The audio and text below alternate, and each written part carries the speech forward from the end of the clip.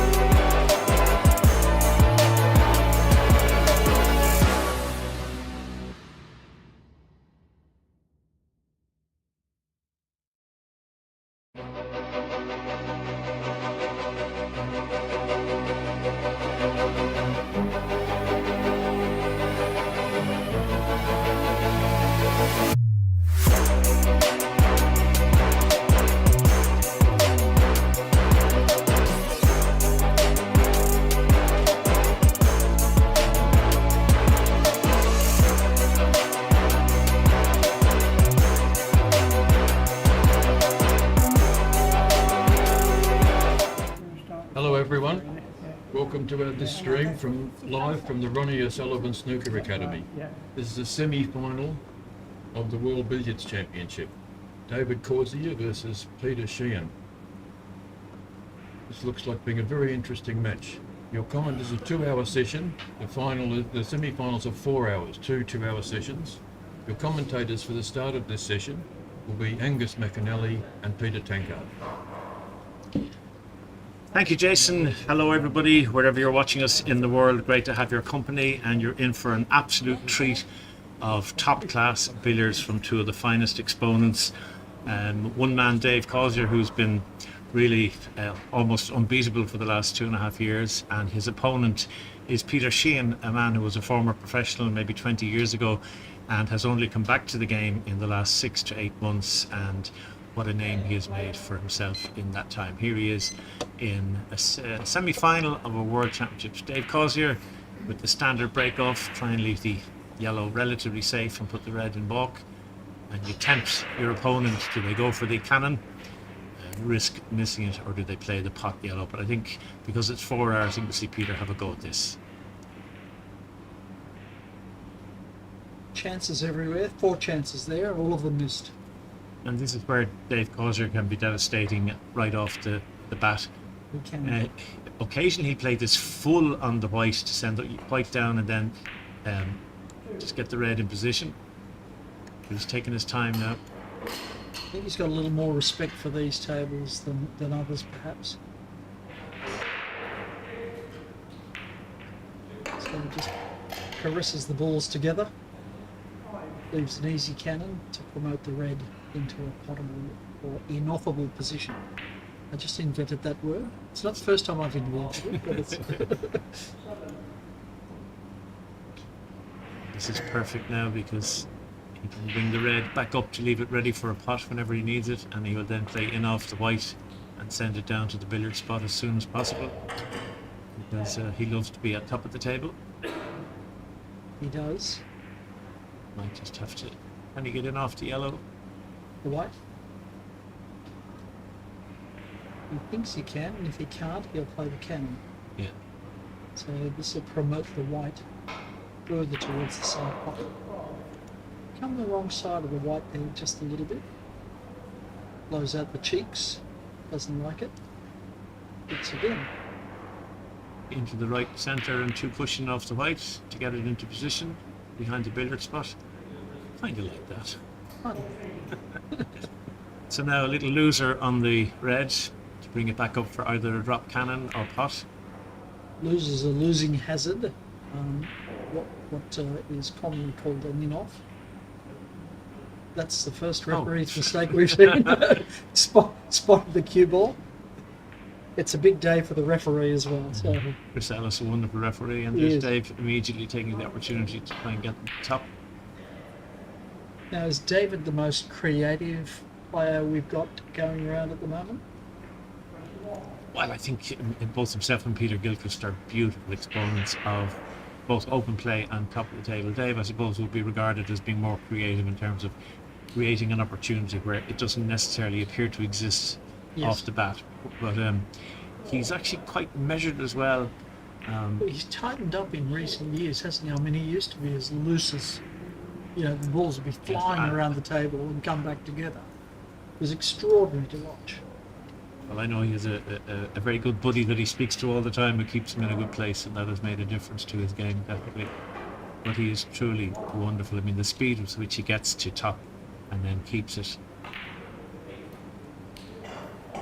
When he's in full flow, which you will see no doubt over the course of this broadcast, David can score faster than 800 points an hour. And you know when he's in flow because he takes one feather, looks and hits. He's a first sight, so he doesn't second guess himself about the angle. He sees it first time, gets down and cues it. One feather, two feathers there, well. He's getting more cautious in his old age. How old is David now? 47, 48. Okay. In his prime as a billiards player, probably past your best as a snooker player, but... Is he going to go skinny off the red, or is he going to come up for the middle? Oh, he can look actually at that, traps it in the jaws. I think that is a great skill. So often us mere mortals, we try and play that shot, but the red disappears back up the table. Yes, But they play it right onto the gunk. Yeah. It's quite extraordinary. So he's using the bumps of the table to position the balls where he wants. I think he got a kick there, just asking referee Chris Ellis to... Did he? We were talking earlier about the fact that we haven't seen the kicks. I played a lot of hours here and didn't see a kick, and nor did our co-commentators Chris Coomer and Phil Davis. None of us saw a kick. No, but having the ball cleaned, I refereed Steve Mifsud and Peter Sheehan's quarterfinal, and on a number of occasions when they dug deep onto the cue ball and hit it quite hard, it transferred a tiny bit of chalk, so they asked me to clean the ball as opposed to a kick, so that may be happened there with Dave. Yes. We've been amazed how few kicks there've been on this brand new balls. Didn't really want to get that much of a cover on the... So does he go in off the white and promote the red?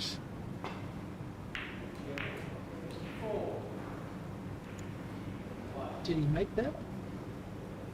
Still got the cannon, yeah. I still got the cannon. We can't see from up here.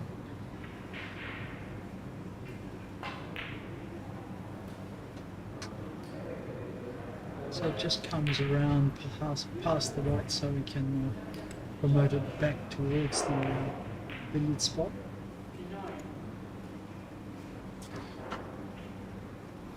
Yeah, definitely, I think he'll be taking the in-off white here. Yes. That red may look easy on a club table, but believe you me, unless you hit that 100% in the sweet spot, that will jangle on the corner pocket. So it's just a question of getting the white into a nice position for the cannon.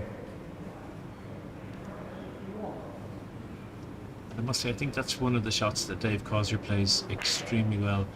Whenever he has those rescue in-offs, the ball invariably ends up nicely in the middle of the table. You never see him stick it on the cushion the way so many of us do. Nice chance now to move the red and send the white off 2 cushions to behind the billiard spot. Ooh, I think he grazed the red. He thinks he did as well, and so too does the referee. But he was looking for a fuller contact than that. Now there's nothing terribly comfortable. And could he go skinny off the red and try and get the cannon? Yep, or he can bounce back off the red. Amazing shot. Just so confident when he gets down. So he's managed to get the white away from the cushion. He doesn't want this. Oh, was that a 10 shot? Which ball did he hit first? It's either a 9 or a 10. I didn't. It's a 9 or a 10 shot. Now you will never see Very that. rarely see that happening.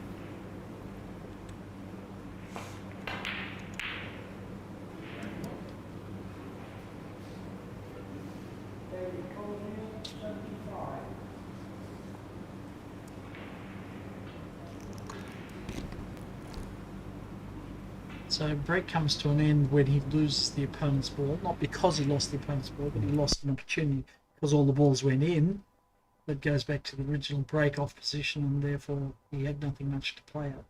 Now he's left the red here. He was trying to pot that. Having learned from his mistake on the first shot of the Yeah, match. that's right.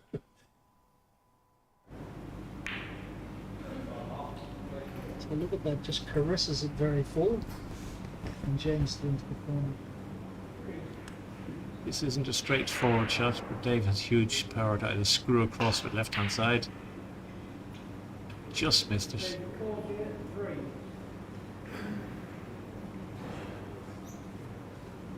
It'd be fair to say he hasn't yet left a chance for Big Sheehan. No, but I suppose over 4 hours, Yeah. neither player would be anxious at this point. However, you just want to take it nice and handy. You don't want to give your opponent any easy chances. Is he going to try and screw into the corner? I think so, yes. Right hand side, beautifully Yes. played. Now he's faced with the difficulty that Dave had a moment Almost ago. exactly the same shot. Although that the Dave yellow had seems to be out a little bit further, so A we little can further stun up. this across with lots of running left hand side to swing it off 1 or 2 cushions.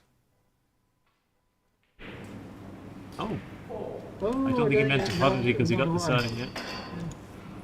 Oh, you wouldn't play that pot that much juice on it. This is not easy. I wonder, will he attempt it or will he go for safety? With the red and balk with the white on the cushion.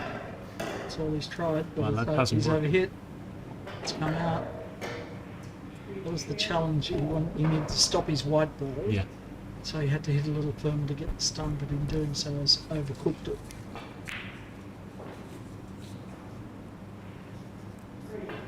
Now stylistically, both of these guys, to me, look a lot alike.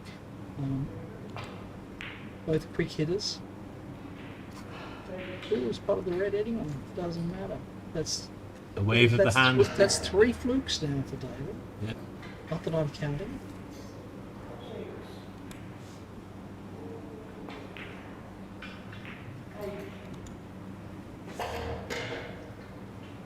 Should be no problem to get the in off the red here and leave it in the center of the table for the drop cannon.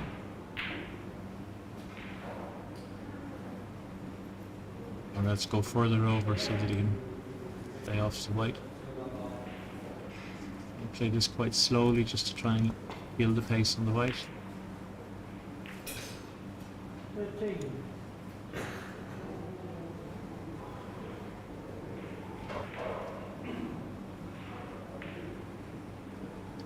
And Dave has such a quest for perfection that he'll be disappointed if he doesn't get them to top immediately and into the perfect order.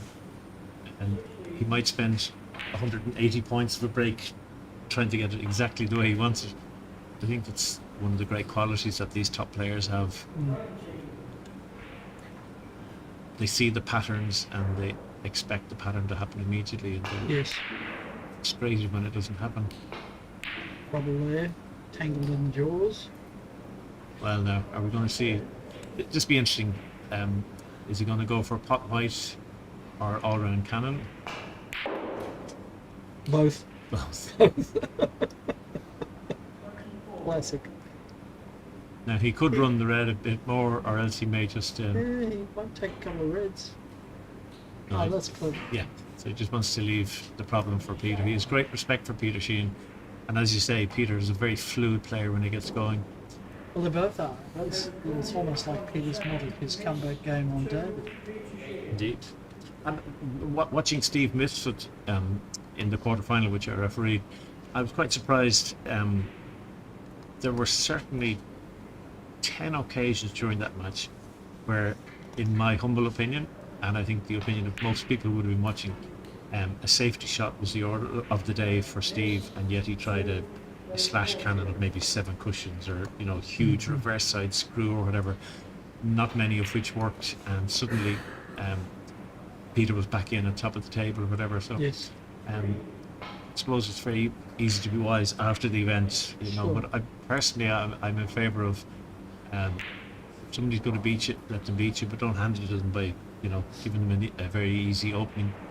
And I think if Steve looks back at the match, he will see many occasions where he handed an easy opener to Peter Sheehan, who in fairness then played really well, had a lovely 274.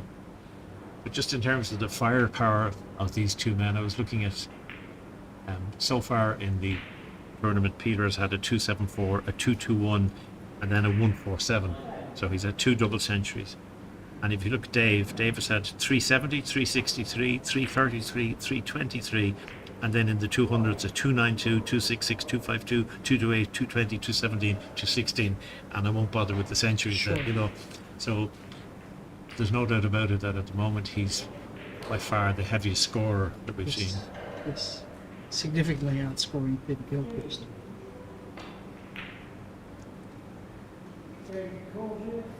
Just tried to flick that Yeah. ball for the cannon.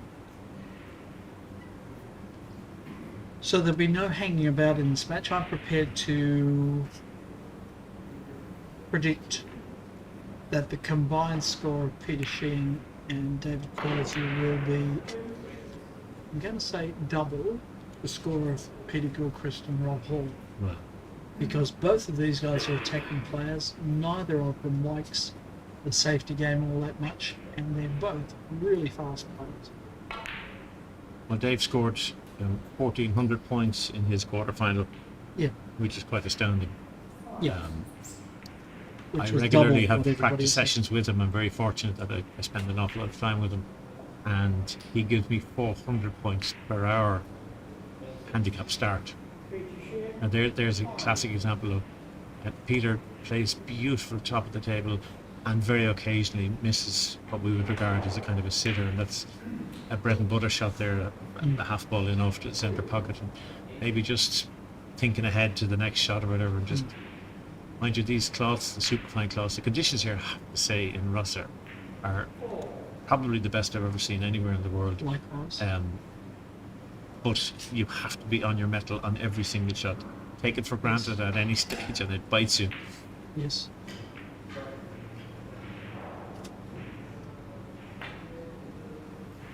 Dave missing the I didn't cannon think there. that was all. Yep. Now, who does David credit for coaching him? Well, I don't think there's any. Outside of your good self, I guess. Well, I mean, he learned. He comes from the Middlesbrough area, and if you think of such a fertile breeding ground of great billiard players, from Peter, Mike Russell, Chris Shutt, Dave himself, I think they were lucky that there was the junior league there when Dave was in his early teens or whatever, And I don't know of any other area in England or Australia, wherever else, No. where there are so many world champions that come from one small area. I was observing in the previous commentary, but I'll repeat myself in the hope that we've got new viewers. The last two World Championships, the semi-finals have been between 3 guys from Middlesbrough, population 110,000, and 1 guy from the Republic of India, population 1.1 billion. Yeah, it is extraordinary, isn't it? 3 guys from the one Yeah, town yeah, it is amazing. in the semi-finals. So what a fertile breeding ground that has been.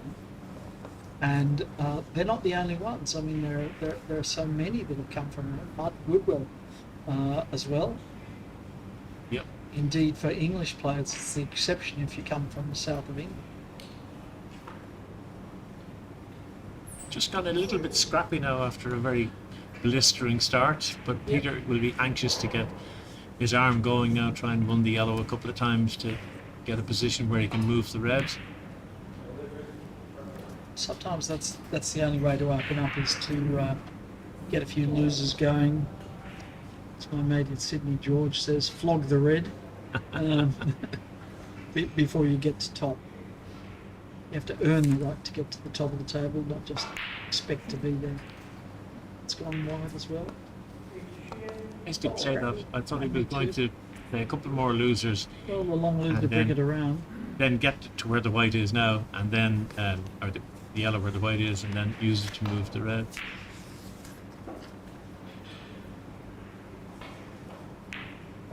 Now, David has a very characteristic cock of the head. You're going to see it here front on. So he cocks the head to one side and then moves his head slightly on the shot. Yep. If he had a snooker coach, he'd be wrapped over the head every time he does that. But for him it works. So front on, Yeah. cocked head to the side, and then a little jerk of And the if head he as he plays it hits. at pace, the white's going to come quite close to the red, as it has. So a chance now to disturb the red. So thick run through on the white. Tap the red, don't go in. Perfect. And put the red anywhere he wants now. Turns out he wants it where it was. Now, does he give this full metal in and out of buck?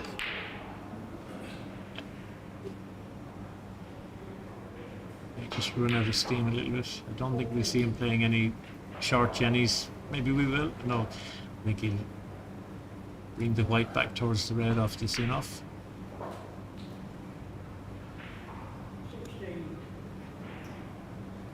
That's nice now. So Oh, it keeps coming, doesn't it?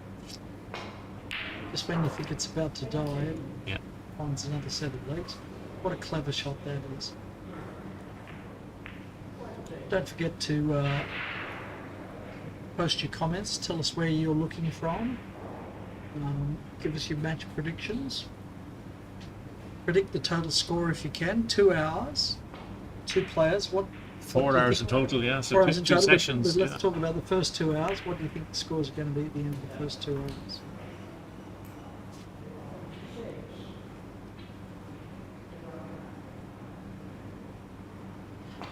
Ray Wiltshire, you're asking whether it's possible to show the break on the score graphic. We've had a little trouble with that. It seems that we can either show a clock or a break, one or the other. Please bear with us. We are very much an amateur organisation with limited funding, so our videographers are all enthusiastic amateurs. We're working it out as we go along.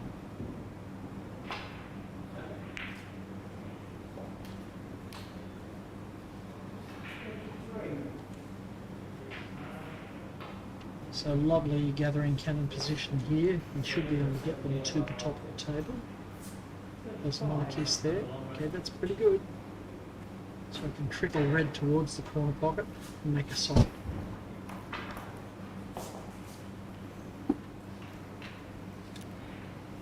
The answer to your question, Ray, is no, it's not possible to show the break scores on the screen. it can be a bit frustrating. But they promised to keep us posted.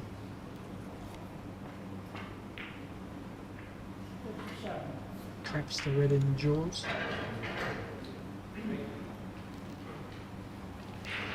So Dave had some problems with his knees, I think, a few years ago. A hip. He had a new hip, Right. and it made a huge difference to him.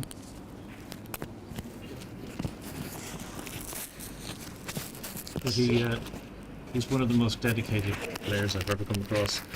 How much does he practice? All the time. We do a minimum 6 days a week. They do 3 or 4 hours a day, and So same as you then. and thankfully he regularly comes over to my house and would stay for several days, and we do 14 hours a day. And it's the most wonderful education that I could ever hope for in playing top class billiards. Now So you never tire of plucking the balls out of the I pocket? tell you, I am the best ball retriever in the history of billiard playing. But and I actually stand behind the billiard spot and I move in Yes. and move back out, and there's Yes. a choreographed dance Yeah, yeah. that he does, you know. Yes. But you know exactly where he's going to go, and it is just, it's fantastic to have that opportunity to watch him do it. And you learn the shots, then you see exactly how to do it and what to do. But David's quiet, socially quiet. He's not a mad fella for going out nights out. And I've mentioned this before to you, Peter, but when in April of this year, has he enough side on that? He has. Yes, he has. When he won the match play in Carlow, we went out with Sourav and the other Indians and had a quick bite to eat, and he ordered a beer, and I've been with Dave, on and off for the best part of 10 years, and I had never ever seen him have a drink. Really? Such is his dedication. I see a lot of the other guys and they're out till 3 or 4 in the morning Carousing, having a great yeah. time, and then they wonder why they may not be fully playing to the best of their ability. Oh, look but at Dave, this for control. it'll- Does he like the playing nurse, close he doesn't games? really do huge amounts of nursery plannings, but he'll do them until it suits him to move it. So he's happy to poke them along towards the corner pocket here. Okay, now And I back think- into more familiar territory of pot red. And with this cannon now onto the red, he'll bring the white ball back into the floating white position just behind the billiard spot. Look at how he's powered that and used the side cushion Yeah. to project that white closer to the spot. Needed to get over this side to get the white away from the spot.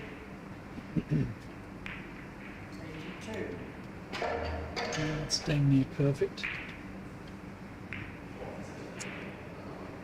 I refereed Dave in a match some time ago, and literally in the last 2 minutes, his opponent missed literally as the clock came to 2 minutes, and when the buzzer went, he was on a break of 56. So it was 28 per minute he was scoring, which, if you think about it, Yes, yes, yes. is 9 shots per minute. Yes. But I think that's because he goes perfectly to the position. I watched Peter Gilchrist with interest yesterday, who got such close control over top of the table. There's a balk line crossing now. Yes. That he actually had Ooh, 3 it's balls going in, within it's 2 or going 3 in. inches, No, it's not. and the cue ball was moving 2 or 3 inches maximum on each occasion.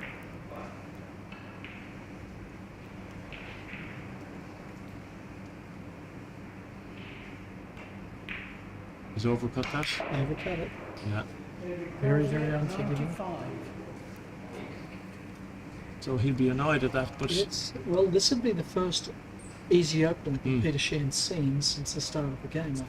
Let's see how smoothly he can get into his stride. So already more than 200 in the difference.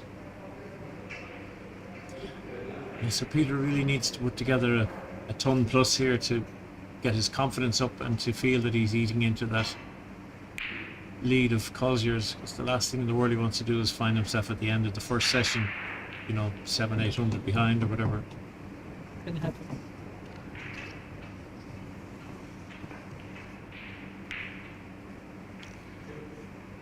So it looks like he's going into the left top pocket as we're looking at it. Bring the red around off a couple of cushions. Oh, pair of pants.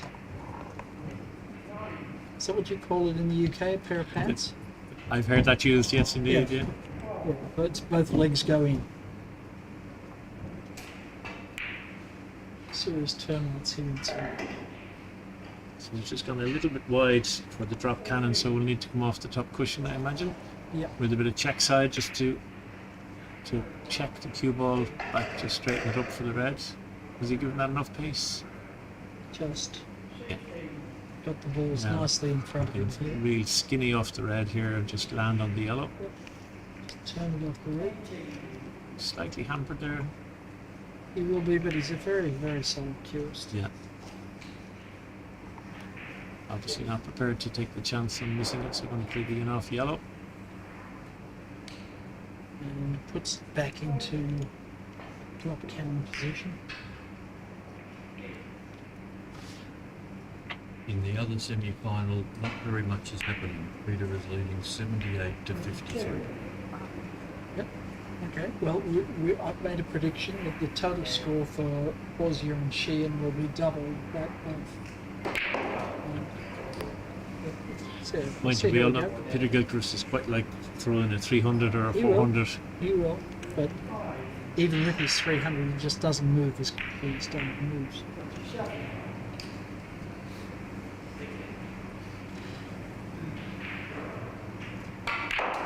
Liam Vassy just wondering, are the tables heated underneath like in professional snooker? They certainly are. These are professional snooker tables. That is exactly what they are. But indeed, most amateur tables now, Justin Gatrick's guy from Wales, who has a fantastic underheating system that I think the top 100 professionals now are using. A lot of people have. Is that a tack-on system? So it's later? You put it in underneath it. It's like underfloor heating that you would have it in a kitchen or a bathroom, and he has it sort of on polystyrene, and it goes in underneath the table. So I have it on my own. You tape it up, or Yeah, what do you do? he bolts it on, Bolts it and on. it's on a thermostat, which is Yep. absolutely brilliant, and everybody. Did you touch that? He must have, because it was the finest contact on the yellow. These tables are set to 40. 40 degrees, yeah, that's. Is that typical, Jason, for tables? I'm not sure. Mine is on 32, and it's quite warm, but it certainly makes a huge difference. You get that extra foot of roll, and the only areas that it doesn't cover are literally the edges of the cushions, because You don't want to be you cooking. can't get cooking in your underneath it. cushions, yeah. It can't actually get there with the manufacturing style of the under table. But I wouldn't. I think it makes sense. You know, rubber's very susceptible to heat, so you wouldn't want to be buying too much heat. Psycho Cashby says there's no sound. Are you aware you have a volume control on your computer? Everybody else is getting sound, so. Some people. You were a school teacher at one stage. That was very That was very mean, wasn't it? didactically perfunctory. It was. No, but the point is that other people can hear us. Some people may elect to turn their sound down and turn us off, and I couldn't blame them. But a couple of people rubbing on when you just want to watch the pros at work. So, Mick Boyne from New South Wales is making a prediction of David Causier 900, Peter Sheehan 800. Okay, thank you for that. We'll see how we go. That's the 2 hour mark. Liam Vassy again wondering, is there a shot clock on the maze and how quickly they both play? No, there's no shot clock.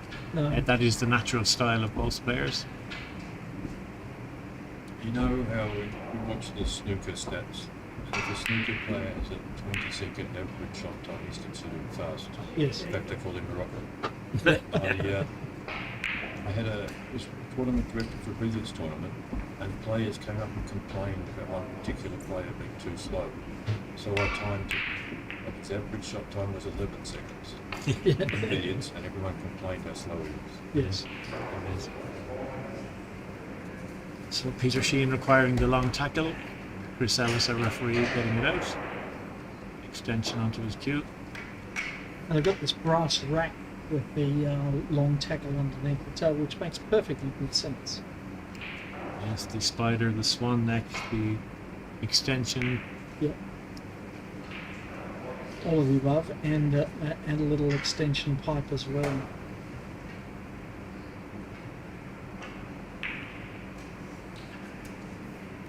So he's leaving himself enough the yellow to move that one. Just try and get it into the centre of the table and then play it to bring it around into a drop cannon position. So my prediction, Angus, is 3 shots at the top of the table. Your prediction? I would hope that you're correct, and it just depends on where this finishes. And I felt by the way he was playing it that he was going to be wide for the drop cannon. So he just needs to judge the side with the left-hand side, running side now to swing over to the head. But you might be right. Dr. Tankard.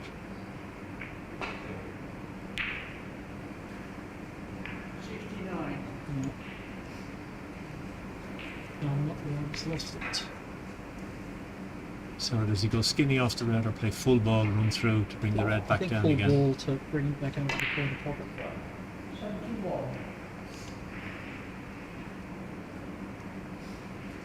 Needs a Slow bounce. up or bounce, one of the Needs a two. bounce. It's okay, but it's kind of a forcer, I think. He grimaces. This will be a bit unsettling for Peter Sheehan at the moment, Yeah. because he just wants to get into top of the table. Scoring is easier. He's just struggling a little bit. He doesn't want the cannon here on the. Got away with it. I thought they were going to. Thin cannon. I thought the yellow was going to. Red was going to hit the yellow and spread them apart. So looks like he may have to go off the cushion here, unless he's playing the run through. It's a run through of the pop red.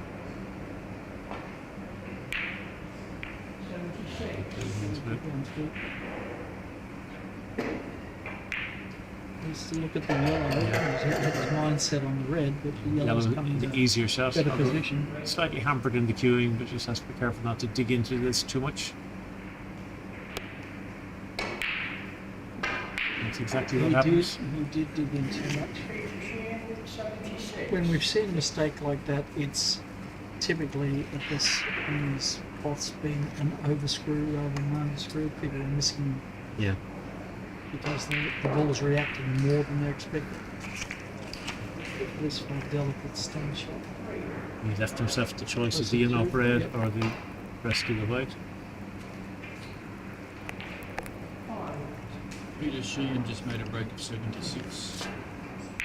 The other table, the Gilchrist, was on about 65. Okay, this is perfect drop cannon position now. But Rob's now on the other table, so David just finished his break. Look at the way the white just chases down into a tight position.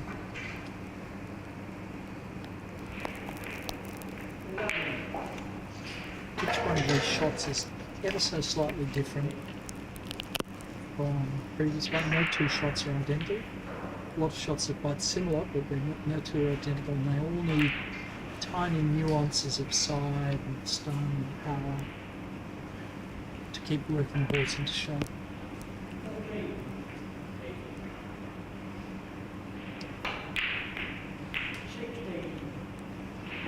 Collision, but it hasn't hurt him too much. Pop the red and maybe rescue the white within an awful moment.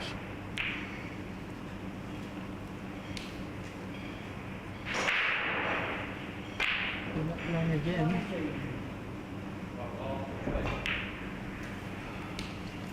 So plays it over to the other side of the table for another drop cannon. As I say, each one slightly different, each one with a slightly different result. They say no 2 drop cannons are identical. Just not quite getting the position on the red. No. It was too full on the red there. Needed a 3/4 contact to push the red more towards the The pocket, the screw back cannon here now, send the red around the table. And Or the white around the table, apologies, yeah. Doesn't want to pot it. Okay. Less than ideal that shot. He contacted the wrong side of the red. Well, it's 100% into potting this red. The cue ball, the yellow will come up the table and he should have been off the white after it.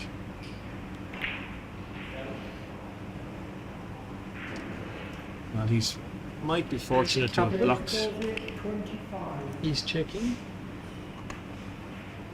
I think he likes it. Peter shooting past his eyes to the roof, so that indicates he doesn't like. And the difficulty for Peter now Might be is massaging around what this. do you do? Could he possibly swing past the left of the yellow side and get in off? Doesn't like any of this. So No, he Yeah. just couldn't get enough side on it. So Dave Causier a little bit fortunate there, one would have to say, to get away with that.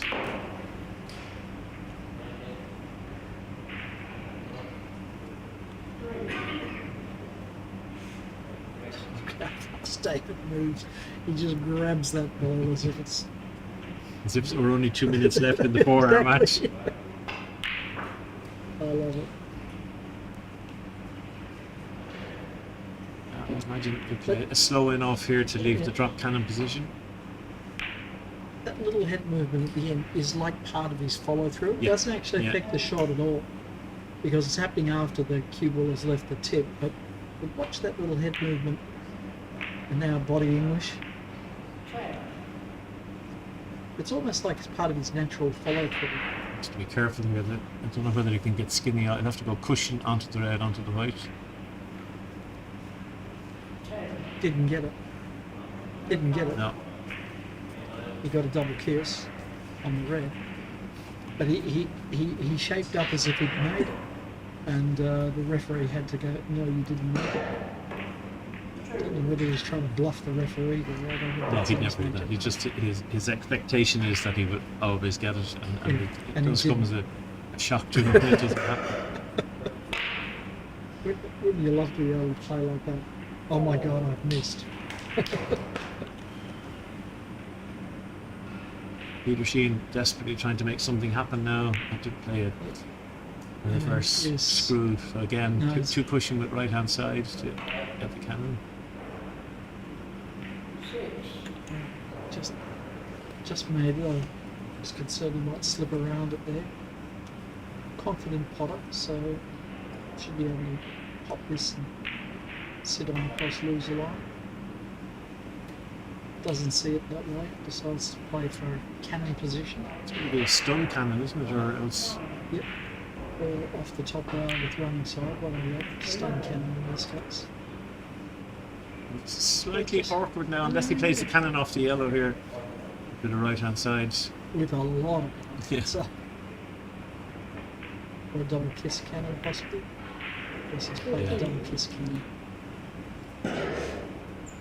Clever shots those, especially when the ball's off the rail. I mean, the calculation's pretty easy. If it's touching the rail, it goes at 90 degrees. Half ball goes at 90 degrees, but outside of that, it's off the rail, you have to calculate each way. And this is actually the first big chance that Peter has had to put some points together, because in another 2 shots he should be perfect top of the table now. And he really must score off this visit.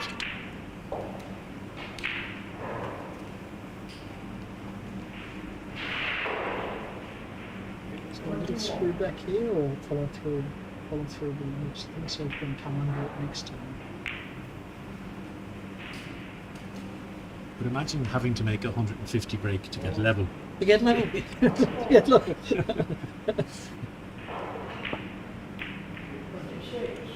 We're going to swap commentators, and the next voice you hear will be that of the tournament director and the manager of the Rosser Academy, Jason. Thanks, Peter.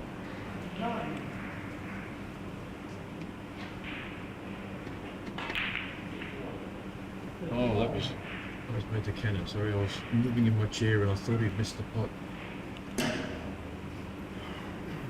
So here's Dave's got the jump on him, as he tends to do to everybody. And even by Dave's standards, he'd be a little bit annoyed because he didn't make full metal Yes. off the leave that he got. This is an opportunity for Peter now to redress the balance a little bit. He's worried about a full contact here, like Washington is just playing very gently. Skinny Cannon needs to work the balls for a couple more shots. Yeah, that's quite awkward.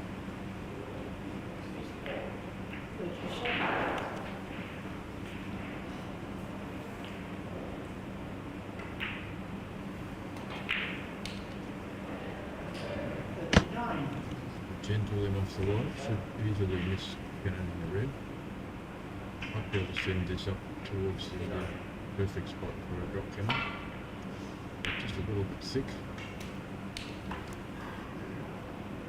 I think he's been aiming more for the pyramid spot there.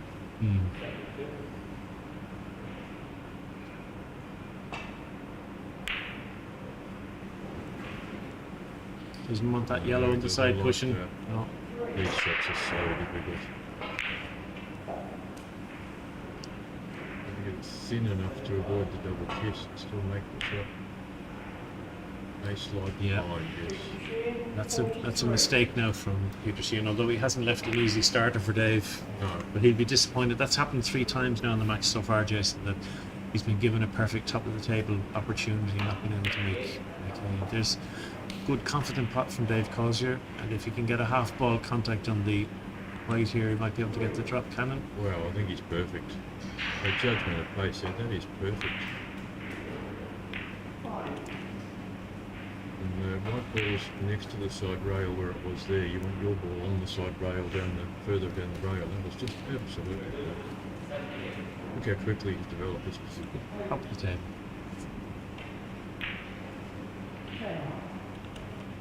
Just chips that right up a little bit, leaves himself the option here with a gentle punt or a cannon. And he can send the white ball nicely into the floating right position off this shot. Yeah, so for a pretty ordinary lead, it's not ideal. My word, surprised at that from Dave. Skinny off to white with left hand side to get the cannon. Oh, he went straight enough, yeah. Actually, with that shot, I've watched Dave playing it so many times. The cue ball never hits the side of the pocket, it just spins right into the middle. This is perfect drop again now, and suddenly he could be. Doesn't want to pop the red, yeah. Could be alright though.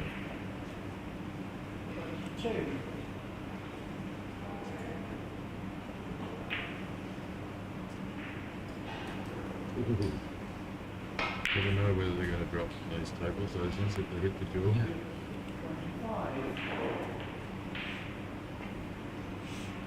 Actually, I've been surprised, Jason, a number of players playing the long generally with the corner pocket with an awful lot of running side, and it hits the early cushion or early jaw, and then just seems to pivot on its axis Yes. and doesn't Yeah. fall. It was quite a surprise to me to see that happen. Yeah, coming down the top, the side rails or the top rail, if it actually touches the rail, it's very little chance of going in.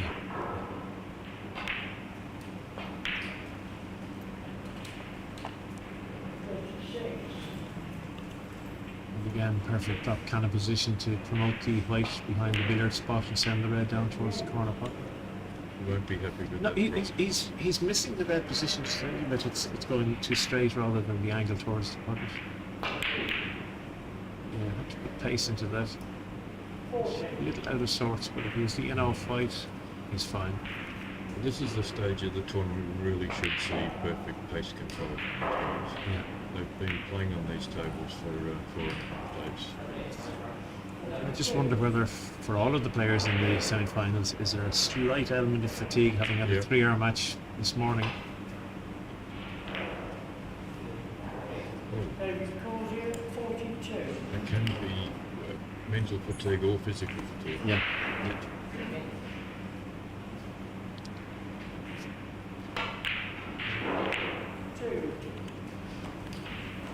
I think that might be more of an issue for Rob Ball, who's come from behind in his match. That does take a drain on you. He was behind for most of the 3-hour quarterfinal. Yes, I was refereeing the table beside him, and I certainly thought that Martin Goodwill had a great chance to win that match, and just Rob came good in the last while. And this is the fourth or fifth really good opportunity that Peter's had to try and. There's so many ways to play this. That's the safer way. Sometimes you'll see players really attack that shot, thinner on the red, harder on the red, try and double the yellow, side cushion behind as well. Yeah, I tend to play that with split them in two and send them both across the net. Yeah. But as you say, these the safer options to make sure that one ball is definitely on. A good friend of mine from Australia, he calls that shot the splitter, and he loves playing the splitter. Yeah. Sometimes you look like a magician, they finish chess behind us, but other times you look like a fool.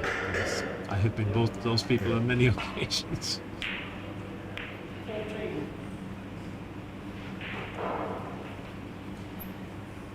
That's not bad position. Yeah, good well at this.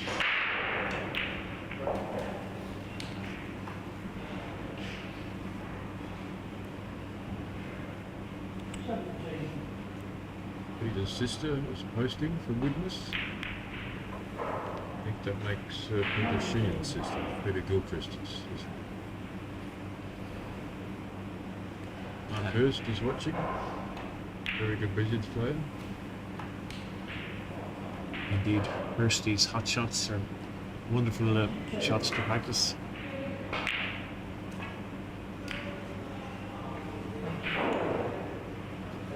Does he risk the run through on the yellow? Or will he play in off red?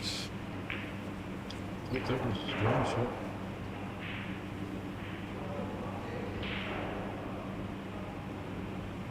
It is a beautiful soft touch, doesn't it? Yeah.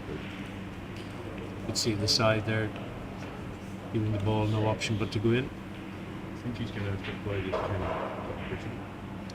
To check side. He doesn't run behind it. That looks fine. Peter Gilchrist has got to move along now. Peter is at the table. It's 240 points, and Rob Hall's in 78. So Rob's actually only scored about 25 points in the last 25 minutes. Peter's starting to take control of that match.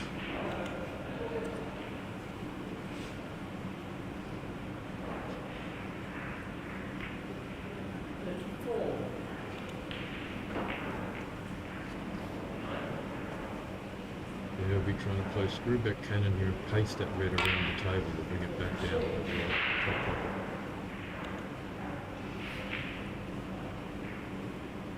Looking not too bad if it doesn't finish in the worst possible spot. Not too bad. Tricky. You're going to take on the pot, do you think? Angus? I think so. What's the better one to develop the break? Ooh, just rattled. rattled. Shake.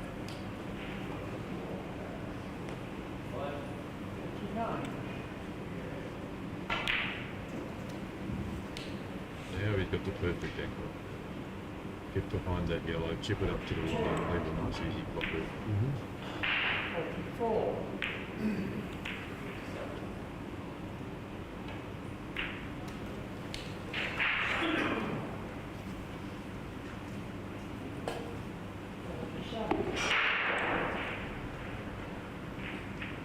It's only 120 behind without having had much go his way.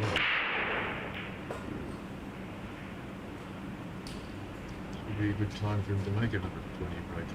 I think he's on 52 at the moment.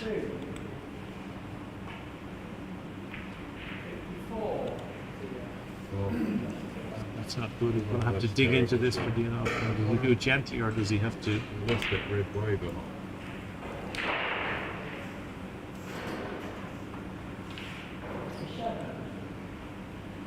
Thank you, Angus. We'll see you a bit later on. Sure. I'm now joined by Ryan Mears of England. We've made the quarter-finals. How are you, Ryan? I'm really well, man. Thank you. How are you feeling about your match you had with Peter Gilchrist? Please, very pleased at playing a bit of game. You did. You needed 304 and you left less than 300, so that's pretty good. Yeah. 42. You'd Yeah, make yeah, the 300 yeah, the- before, it would have been your mate. Really, that's it. It was a crucial, just at the end of the first session where he got the 87, got Yeah. hot red, but he'd gone through the North Road. He had a rest before he stretched it from 90 to 300. Yeah. I think that was, Well, the 300 was the 90 unfinished from the first session. yeah, Oh, okay. yeah. So it linked. Yeah. I was sort of didn't make any impact on the second session until that break ended, and I think I was about really 500 going. Yeah. So I pegged it back less than 100. Well, he had 30 minutes to plan that first shot after 90 unfinished. No wonder he made it. So, how are you, as a player, how are you finding the tables? Yeah, really nice up. And no, there's a lot of people saying they're tight.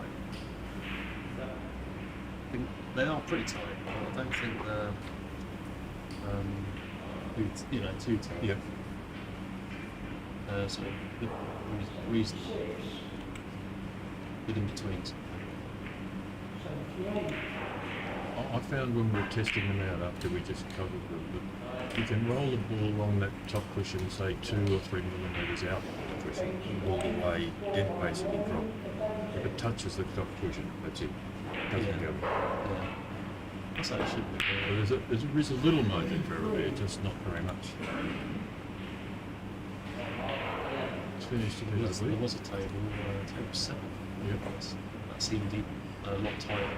A couple of people have said than that. this sort of list. Yeah, I mean they're all identical when they come from the factory, but they don't provide a template when the tables arrive. So the table, there's 1 or 2 millimetres of play in this cushion. Table fitter may end up with one pocket 4 mil tighter than the other pockets. 49. Are all the rest of the tables is table 7? I was convinced was the template, star template. Maybe played a little bit tighter. Peter Sheehan, oh, the- 89. As far as we know, they're all identical. I mean, they're mass produced, so they're not. It's not like custom-made furniture. It's kind of production line. So. 2.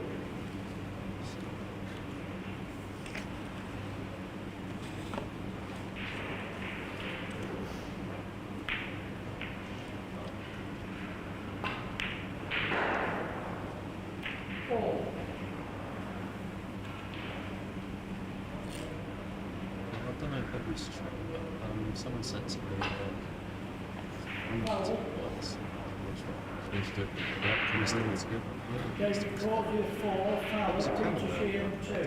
They put my name. yeah, he didn't. He do it. didn't. No, I saw it. the referee Called was the red. correct The that red he called did. the white. That's why the Yeah, white moved. yeah. All 3 Didn't balls get it. moved. It's an Yeah. Irish cannon. All 3 balls moved. Yeah. Yeah, I think he wanted to flip the red tiny bit thinner, so Yes, the red yeah. didn't lift the white, and it just caught it. Then it just missed it. It was just as kind of the red thing, just as the white. Yeah, Since the exactly. other red crossed. A tiny bit too far. We may have to play this off the top cushion. And so, Not many of these have been finishing well for the players. Not slow. Still not easy. my first shot. Yeah. Hard to judge on that. Oh yeah. If you feel you need a touch of running side on those shots, it just sits away when it gets that top cushion. Yeah, playing more is not so hard. You've got to play on sides. I think she has been very solid on those run through check side and lots of number of them. Very solid. The Very smooth. cushion from Evans has done a few, really good shots. Where it's left them together. Been very impressive this week. The first player to make a break over 150 in the open, yeah, so the second or third session. And a big 200 Yeah, the yesterday. highest, didn't it? Yeah, the highest it were. Was it the highest Can't it's ever recall. got, or was it Not before. Peter knew, didn't he, actually? Yeah, the Daniels. But in the group stage, this was Yeah, the highest. yes, I think so, yeah. Yes, Yeah. yeah, so beating Dave's 186. Yeah, from the group stage.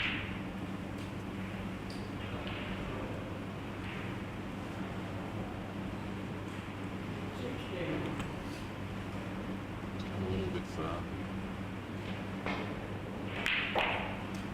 Oh, just the same. 16.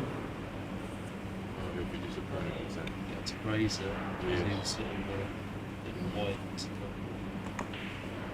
Right in his eye line. Can you I know there's some sort of a distraction. There's been some movement by Dave's shot.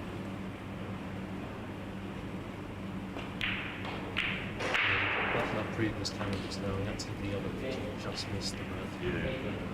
It's a little thick enough to graze the edge of it. Even on the thick run throughs, you still get a tiny bit of throw on the first contact. Nearly everybody's missing those wide. Yeah, that's right. Yeah, even playing balls are quite good. Yeah. They go wide. They go wider than they used to. It's very awkward. So,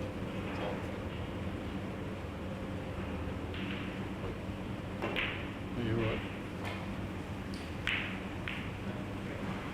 It's a smart shot. One right's just to one side of the spot. It didn't have to do anything particularly clever with the cue ball. and we're very true as well. Like shots like that. Yeah, It's up a little yeah. bit, we lose position. Have you been to Singapore before, Ron? It's the- people know. Oh, that's a lucky little draw. Have you been to Singapore before, No, Ron? no, this time. Have you had a chance to get out and about? Yeah, a bit? we've been around a little bit. Few minutes around the Yeah. park, all the amazing buildings. Yeah. Have you been to a hawker centre? It's a I've been local there. sort of food No. thing. Most of the hawker centres, you get like 100 choices. They're all about $4 to $6. Just here, we were there yesterday. Just downstairs, I don't know, so Oh yeah, pretty much. but you don't really come to Singapore to eat a table.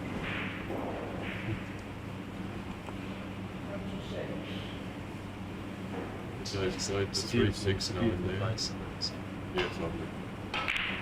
it's different it's like futuristic.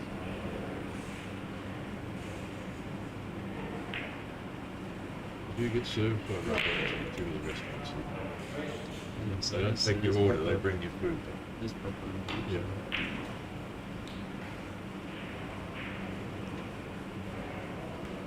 They played the section. This gentle quarter, you can bring this just in and out of work. You don't really have to pump it. Yeah, that shot from you can actually play it. That's Yeah, just because it actually goes up right. we'll be happy with that result. Good idea, but there's also a chance to get to the top and get it. So it'll be interesting. It's nice big white dots. It's perfect. That's perfect.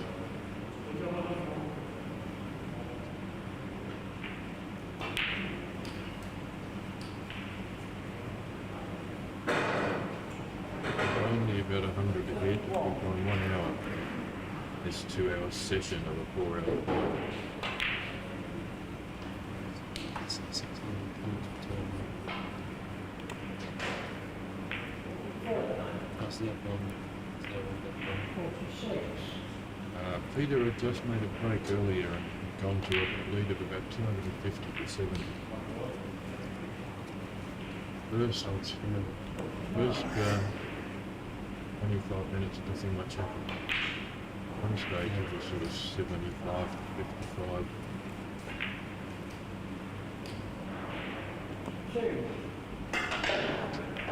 It's the He's short. He's short. David Causier, 52. I wonder if he got a kick there. Someone was saying earlier that nobody's maybe. got a kick this week, but that didn't look right. Maybe it was. I noticed they've done use the tail. They use that to try. I remember he did use to going back a season or two. He used to use the bolt. Yeah. You had any kicks this week? Not many to remember. So I'm using the V10. Maybe one. Maybe one, but was playing some. Usually playing wheels. 11. I've had tones, so I've had one whiskey, which it's got slip, it's very slipped on. Luckily, just why some players don't use it. Looking at the top slip players. Judge Trump, he doesn't use it because he's got less 90. grip, so he can't do his fancy spin shots. That's it's limited basically on his shot range. So the lead's under 100 again with Peter Sheehan at the top. 4. He's really got to make this close. Yeah, it will be. See him going in front, is it? Causier is almost unstoppable, isn't he? It's his tail. 29. We have seen him run down 300 or 400 up. Yeah. As well as he played. It's, 32. he did look a bit mistakes here and there.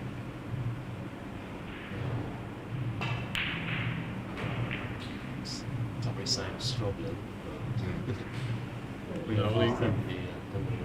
It didn't look all that happy. Wow, he's really overhit that one. Just took the time, right? Did you take on the pot here or did you play a long game? Well, apart from the You put these very slow. it was quite good. I understand it actually. No, you put it really well. For most players into the middle here, that's a top pot at that pace. Yeah, you got to keep him. Nice shot. Nice thick contact from the red to avoid the fish. It's key. Played that shot very well all week too. 43.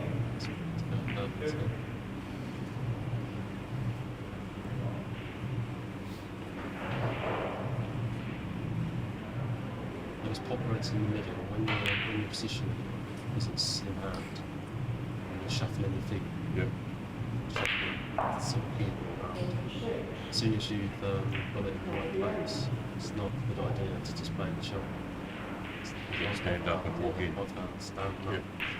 When I've missed them, it was in the right place and it's a done it now. Not to shuffle my feet and play the shot, and my cue went offline before I even got to the cue ball to hit the shot. 3. So from that point on, I've always stepped back, stepped in again. Yeah. And I've scarcely missed any since doing that. So that's One of the big advantages of Peter's game is Peter Gilchrist's his ability. Because he walks in on the right line nearly all the time. Yeah, So he has to yeah. make very little adjustment. always playing it that foot. But yeah, all the years of playing and practicing, you don't see him pivoting, a little bit swiveling around to get the line. Yeah. Peter Gilchrist at the table now 343 points to Rob Hall 103. So that's now a considerable lead. 55 minutes to go in this session. Another 2-hour session to come later.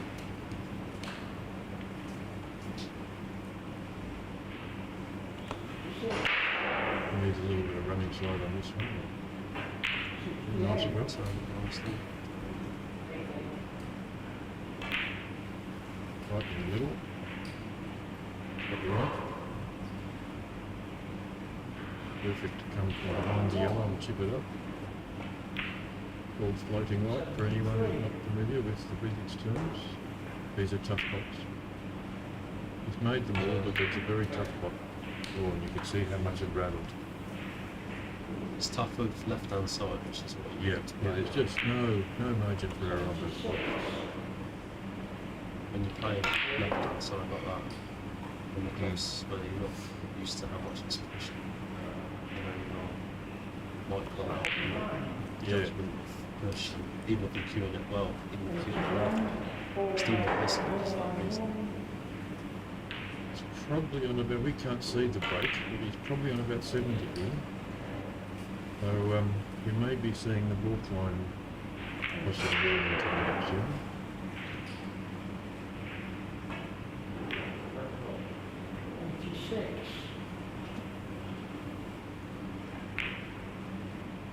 There it is. There it is.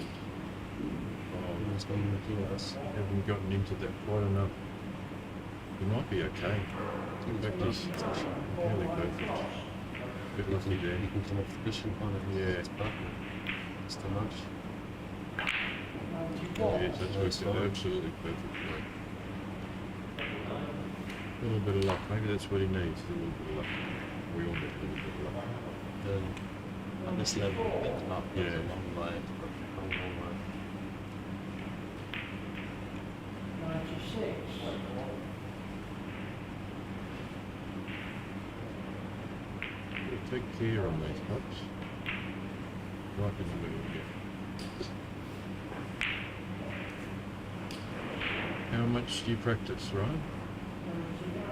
I'm playing snooker a lot, so I'm practicing. Well, to be fair, I'm probably playing more matches than competitions, tournaments, and leagues. I'm playing leagues as well. Yep. I'm doing more of all that than I am actually. So practice. And I always think any time you've got a cue in your hand is good for your game. It doesn't matter which. It keeps you sharp. Yeah. As much as you can practice. There's no substitute Yeah. for tournament in day in day out sort of thing, or leagues or competition. And snooker's very good for just keeping you tight. You can Keeping get the it- cue actually. you get a bit loose and sloppy with billiards. Yeah, otherwise, yeah. We need a different cue action, don't we? In-off's sort of, it's a different type of cue action. So, And so many, we play, anywhere from 1 mil thinner than half ball to 5 mil thicker than half ball when you're fine. So we get, yeah, that's we right. get a You've bit got margin. casual. You Yeah. don't have that margin. You don't have that margin on the box.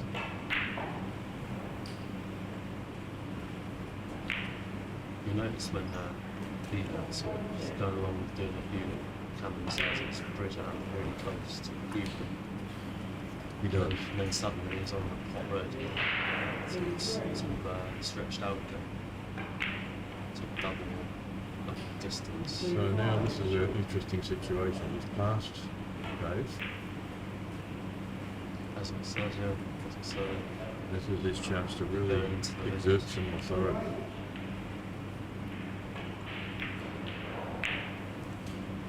very thin brush. Yeah. Gonna have to go in off this. Yeah, so No, those can I cut it? Very nice. It's probably too early in a 4-hour match to just put Dave under pressure. I mean, even if he got 200 or 300 ahead here, it's yeah. not really pressure at that stage. But this would be nice for him to get a bit of a lead. It's just important for him to want it for Dave to get it. Essentially. I know heroics there, bridging over the other ball, just rolled it in. He would have love to throw back, but it's the smart move. It's a stun the other. We'll brush the edge of the board. That's pretty nice. It's a good touch. He's starting to show Yeah. what he's capable He of. sent that It's like the most- 15 feet and it's gone about 3 inches too far. Yeah. People believe in the imperial millions. Still think in feet and inches. Right? Oh, you are? Yeah, I'm looking at the inches. I know, well, in Asia we're Yeah. centimetres, Yeah, so millimetres. that's, yeah, notice that. Our conversions become pretty popular since I've been in. Maybe on about 130 or 40 now, so he hasn't come quite far enough on that one. I think you can just recover a little mini swerve. It's miscue. That was a miscue. Like Yes. I was saying to Yes. you, Just slipped. like a turn, it just slipped off. Oh, well, No grip that's a whatsoever. shame. Yeah, I found that you only get them kind of miscues with tantrum. It's the only compromise to have. And maybe that's partly why Dave stopped. Billiards is a game where you're playing for yourself. Yes, yeah. You're really pushing the limits all the time of On the how- edges. yeah, especially your jennies and things like that, or Exactly. Yeah. maybe you've got a drop Canada tee It's- just it's on, or very you've crunked easy. it with check. There isn't not much you can get on it, not much revs on jennies. This is an interesting situation here. I've talked about this with Peter. Where that whiteboard is one of the Yeah, hardest just places outside, to recover. just outside the box. Too close to the cushion. Just going to try and rescue it. I think it's probably made to look easy. After I just said how hard it is to recover that ball. Yeah, but there's a lovely spot. Yeah. You know, that's as good as most spots. No, I don't think he plays the first top, does he? I don't think he milks it He's- like some people do. Yeah. I know Peter loves it. Peter will make it I laugh. like it. Yeah. I had a 60 odd, didn't I, early on. Doing that. A few cycles. Yeah, yeah. And guys like Coach, I tell them to play this before they try top, just to get the pace Yeah, of the shot. it's a good idea to do that, yeah. Kind of truth top of the table. Yeah, all you need to do is leave yourself straight on the Yes, first yeah. round. But straight and leave them, high. And you're right to just roll it in and you can round again.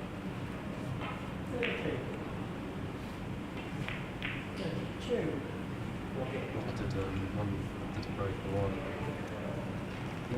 Richard.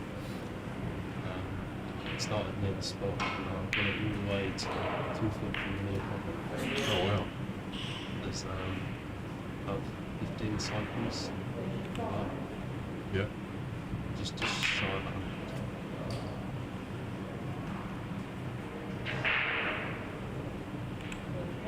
It's easy to top, you can do it. There's nothing really can go wrong. You can't No, that's recover right. or anything like that. You just have to get a nice soft landing on the other ball, all grade the ball, depending on what you're trying to do with your shot. So lead's changed again. Causier back in front.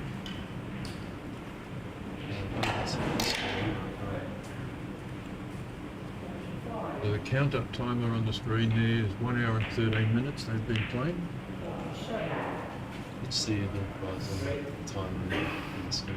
Yeah. As, in the final, there was a lot of comments in there for. Yeah, no, we've had a few technical issues getting it all together. One of the on-screen timers that we trialled was just wildly inaccurate.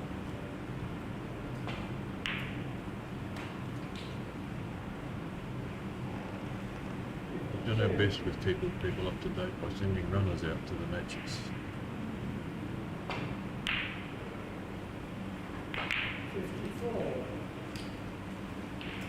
Well, that's the smart way to play that shot. Land on the, don't give yourself a chance of You a colour. concentrate on the road, Yeah. get the red not on the.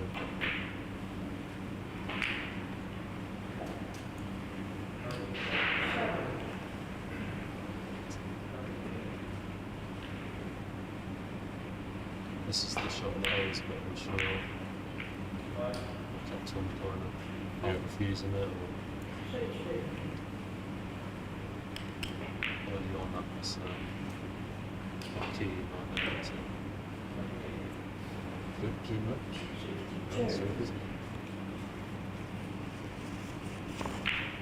It's very good at these He's spots. was Oh, he's missed it. Wow.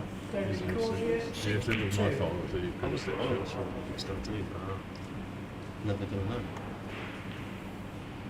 There's a final, there was a lot of context. Well, one actually, you kind of called. Yes, there are a couple I called, yeah. You did, I think Peter did as well. do prediction.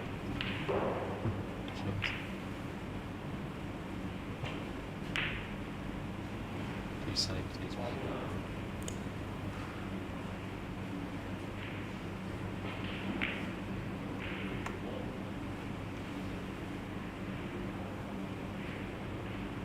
Next to nothing in it. It's the banana. Bit right. Bit right instead of left. yeah. That was got it. A Cameron player would have played that with the other spin. Yeah. Light cushion, top cushion, side cushion, cannon. Get your free cushions. Yeah, right. I've had the pad one. It's not a bolt line.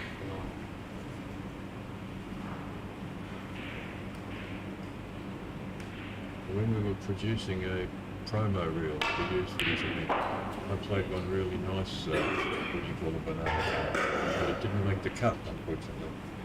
I thought it was really good, but the videographer wasn't happy with it. Typical one I played, you know, with both balls on the top cushion and you're in hand. Oh yeah. They're harder to do because the distance Yeah. to the first ball. Yeah, just the double kiss. I haven't done any hard work, but it's So we might try the top spin check side run through. No, he's thought better of it. I think against a good opponent he might have been better. overfields. Yeah. But there's plenty of ways this safety can go wrong, and Yeah, there is. Peter may play the cannon. Yeah, it's definitely going on. The problem with this is, I think the angle It's is unresolved. you can really angle the That's time and the best whole thing they've table done. on this. Best thing dribbles. they've done for that position. That is it. Yeah, he's That's come out of dream. yeah, that's just unbelievably good result. Thing is, what would he have done if that had gone in? Yeah, Tough shot. yeah, that was a very dangerous shot. And had they've been able to see the white ball, we Yeah, had it's a relatively fairly hard easy ball, cannon. close to hard ball. Is that a good result there? Little stun cannon, almost a right angle stun cannon. They should be very easy shots for people who know their tangent line and their 90-degree stun rule. No, it's not experience. Yes. It's not. Yeah. A lot of beginning billiards players, even those sort of in-offs when you're really close, you know, you can just play them as a 90-degree stun. Sort of judging the screw, judging the side. If you can't get it natural, Yeah. make it a stun part, like 90 degree.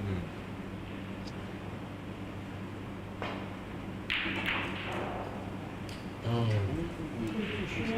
Nice. about to say these are dangerous shots, but I wasn't quick enough. I would have looked really smart. But maybe.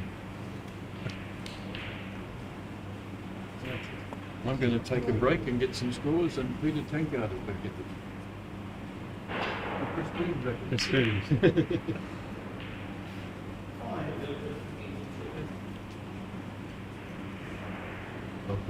How you doing, Ryan? You okay? Good, thanks, mate. Good. Yeah, it's getting quite close, really, isn't it? I mean, Yeah, it's interesting. still about 40 minutes left of this session, but Leeds changed 3 or 4 times now. it has, yeah. And I know, obviously, Dave's going to be eager to make a good break here and so Established, I believe. yeah, get some points on it before the end of this session. Yeah, he hasn't picked up the ball, has he? So, and yeah, that's what he needs. Big break. 17.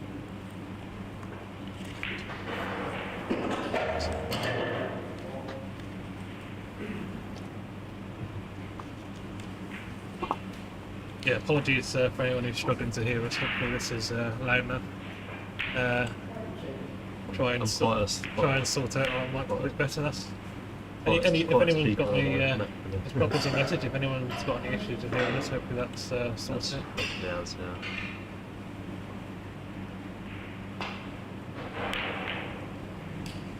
I'm often told I'm not speaking loud enough. So let's see how Dave goes about getting this to the top. Do you think you'll play a drop cannon, Ryan, or have you preferred the drop cannon this week, or have you been dropping the white and popping red? Yeah, dropping the white but red. Yeah. By the end, I started to get used to the cannons, sort of, the drop cannons. I started getting them. Yeah, it took a long while. Yeah, drop cannons can be quite difficult to predict at the best of times, but I mean, even though these conditions have been excellent, it's with the sliding of the cushions, it's so easy to get on the wrong side of the red, isn't it? Yeah, and the push just a fraction wider. So Jason's just given us an update on the other table. So Peter Gilchrist is on 420 on the board. Rob is on 200, but he's currently at the top. So Could be closing that. yeah, he somewhat. may have a chance to close that gap if he stays in position.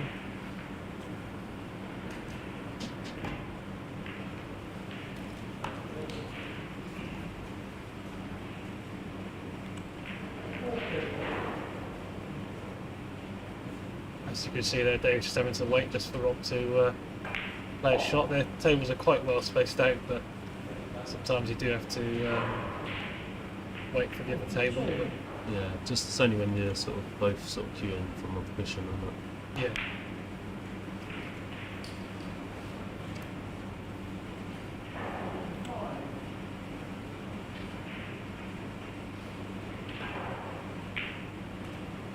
Both on these blocks and that. I was gonna say, I said it. Commentator's curse. I said it really quietly, but I did say it. You said it. 45. Careful. You played it comfortably off the top cushion, and Yeah, that's how I played on mine. yeah. Use the top cushion. Use your But some get your players, get your cue in it. yeah, some players play the pot red just to slowly drift up the table, don't they? But other players may prefer Yeah. the pot red and send the white on and off It's the easier top to, cushion. the only thing is, easier to try and place. Use the cushion. You got to sort of target a bit of a reference point sort of thing to. I was saying earlier about standing in, you know, stepping back, standing in on pot reds where you're shuffling your feet to put the white ball down. And that's when it can catch you. There was that one time where it caught me and I thought, when are we doing that ever again? But that's gone awkward for Peter. Yeah. As you can see there, it's got a Very nasty awkward. cover. You could just tap it into the red. We were talking about That is Roxton the Chapman earlier, and if Roxton was here, we may see a Masso, but I'm not Yeah, sure we'll just see that the now. nudge, leaving it alone. This is Nearly fouled there. it's a bit of a Nearly touchy fouled, one, yeah. Oh, That's another shot. oh. Third attempt. He hasn't fouled, has he? I think he's fouled. Oh dear me. Oh no. You'll be gutted with that. They're nasty old shots those. I was talking of miscues. I was thinking one way you could play that is the thin miscue No, just on the side. Is it? Just heard it's illegal. Yeah, you have to. It's in. You have to strike the cue in the direction of the cue alignment. So like a sideways I didn't know miscue is not permitted in billiards. Didn't know that. Okay, yeah, it's probably. I think it's going to show you how to get around that. Meanwhile, Causier, horse and loser gone wide. Not a case where it's been catching people out all week. He's got the check. Has he got the check? Oh, he's gone round it, has he? Yeah, Oh, he yeah, that's all. he got plenty of spin on it, but just seems to Too slip much, behind yeah. it. Yeah. Stick ball and right on both sides. What's happened in the last minute or two? So the white has gone up the table, down the table, I should say. Probably enough white and in a drop cannon, I think.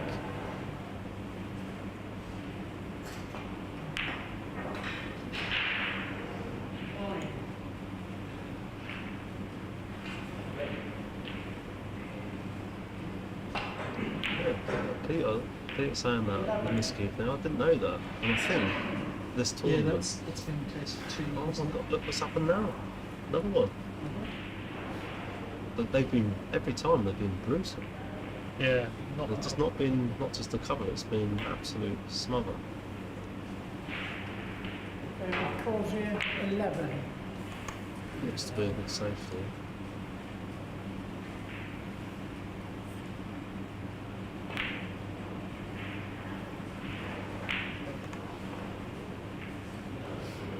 Yeah.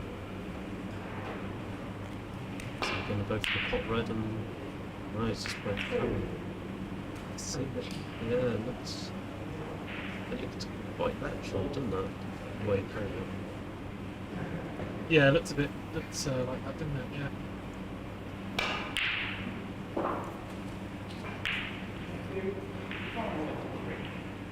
So is he going to get a good knock on the jaw? So, oh yeah, so we just had a comment asking how long is this session. So the match is 2 sessions of 2 hours, and this is the first session. There's 33 minutes left on the clock. Then there'll be a short break. It's an hour break between the two. As far as I know, I think it's an hour.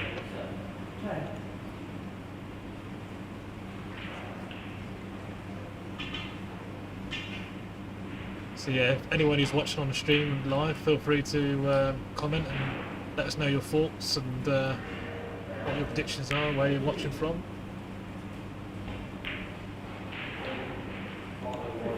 It's in the morning now in the UK, so I'm sure a lot of the fans in the UK will be waking up now and hopefully tuning in. Had a few of my friends. It's 4:30 in the afternoon here, so it's seen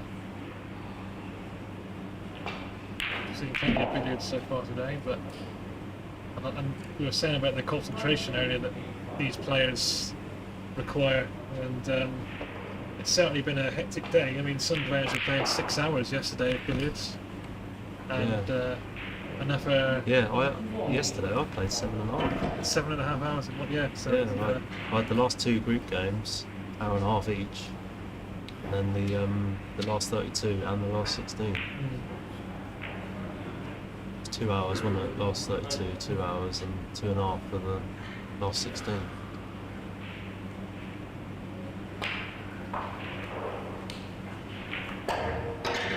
yeah.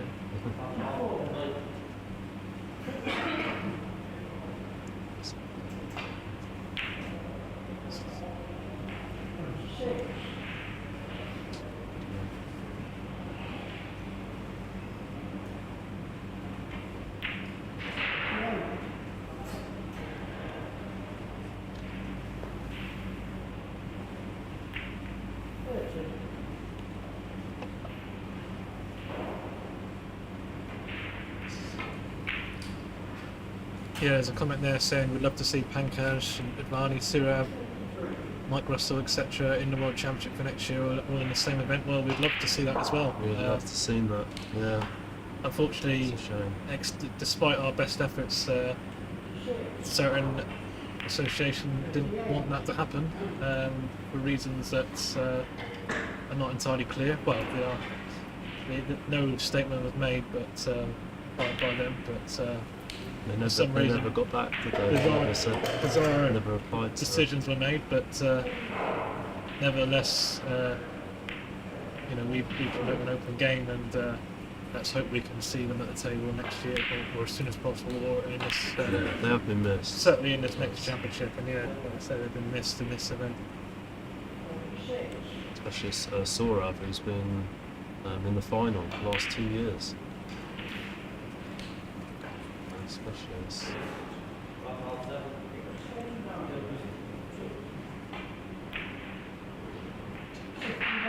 it's going to draw. I don't think I've seen Pankaj since 2012 World Championship.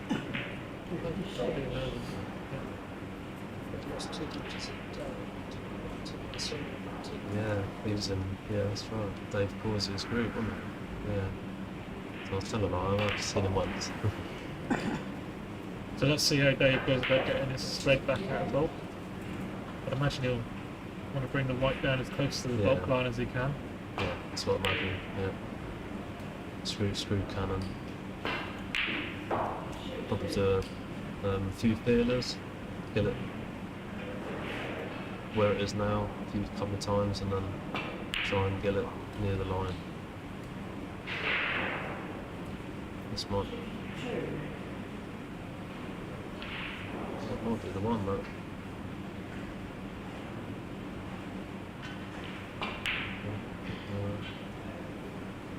David Causier, 62. Wow. So now the problem with the red and bulk is Peter's problem now, really. See, it's not an easy opener, this. This is the sort of stun 90-degree water.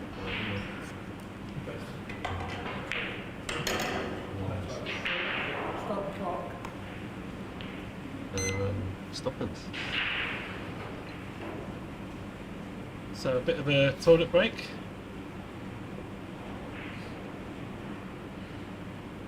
You're okay. See, Peter's actually.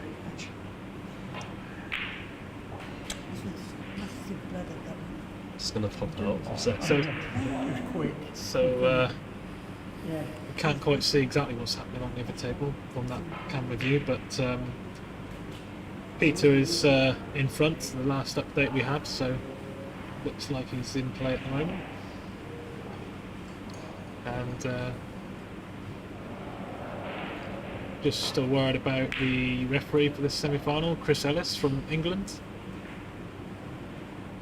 I believe it's his first. There he is. I believe it's his first semi-final of the World Championship.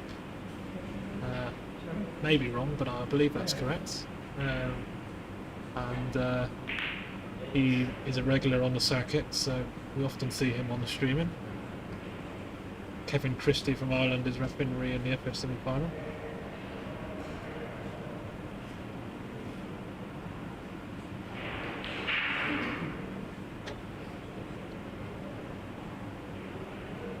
So for anyone just tuning in, we're on a little toilet break at the moment. I'm sure the players will be back very shortly.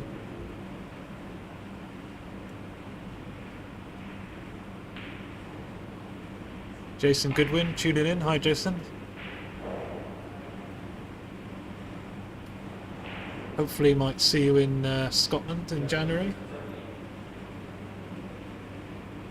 And that reminds me about that match we had last year when you ran out with 120 odd on finish and beat me by 1 lightning speed. So that was at Scotland last year, Scottish Open. I remember that one for a while.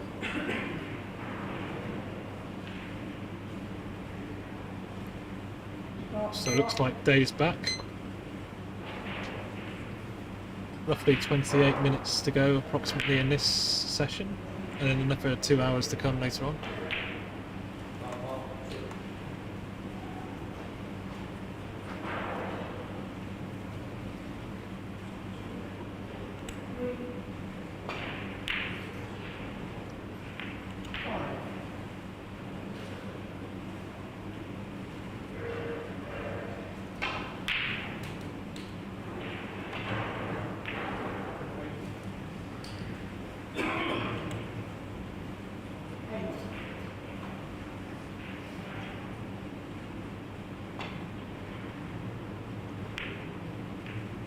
So, welcome Angus, who's joined me in the commentary box.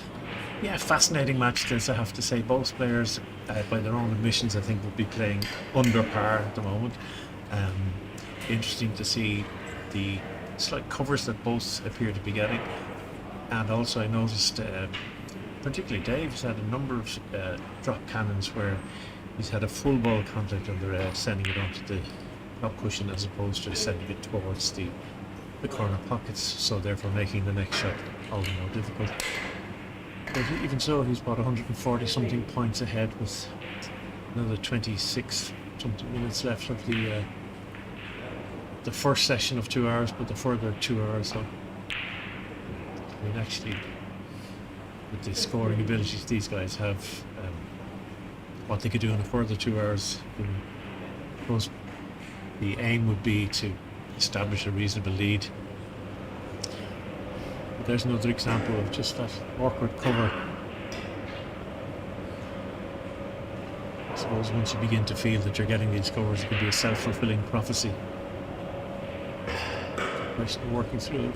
And you spent a lot of time with Dave, obviously being one of his close friends. I mean, how's he been feeling in Singapore this week about how things have been progressing for him? Yeah, he's been very happy. I mean, obviously it was a disappointment and an upset to be beaten by Steve Misford in the Singapore Open, but in many ways that actually just spurred him on to make amends for that, and I think he's been really cracking in the breaks. I was looking at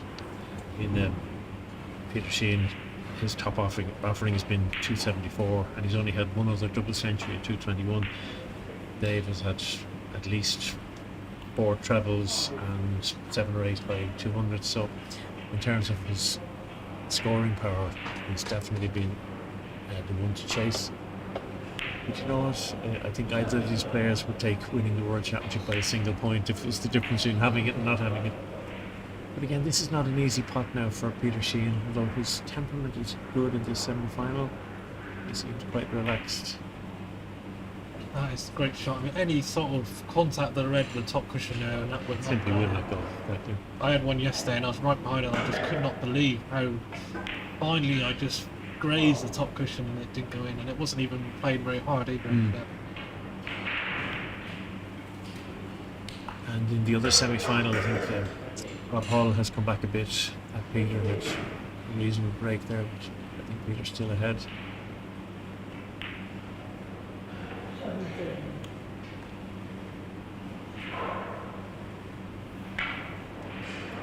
So David had a toilet break there a few moments ago, so that'll just change the clock that you may be seeing on your screen.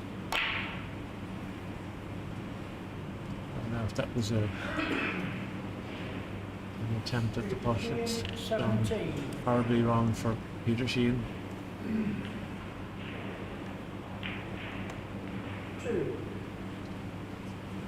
Yeah, it did come back to almost level at one point, but Dave's starting to pull away a bit more again now.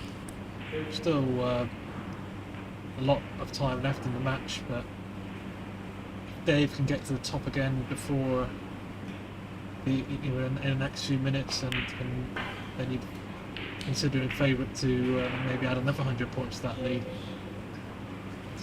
Yeah, he just looks a little bit out of sorts at the moment. I think he's such a perfectionist, and he finds it hard to deal with imperfection, shall we say, in his game. So like he plays a drop cannon like that and doesn't get perfect position, it's deeply frustrating for him. Wow, just used all on the left hand side to swing that yellow ball into the pocket. Use a red here to leave a better drop cannon position.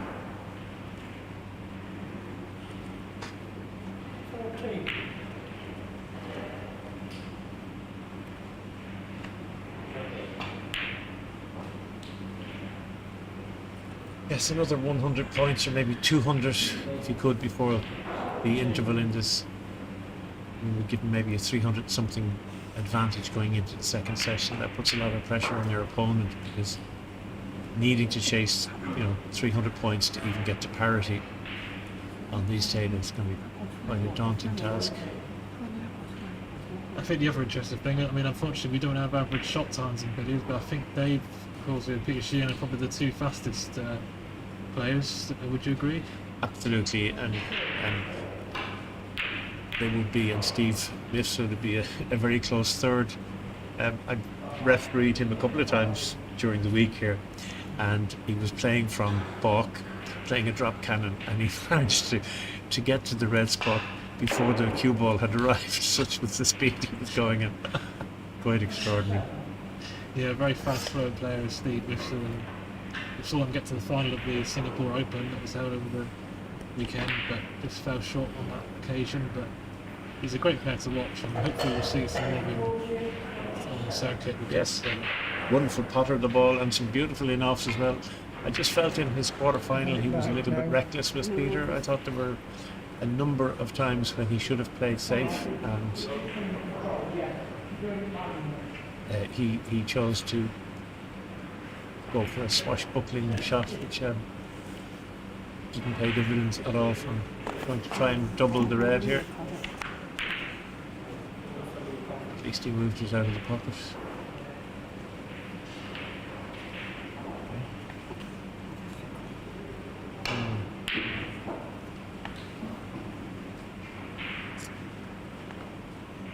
Can Dave run a couple of in-offs on the white and bring it up to the red near the baulk line?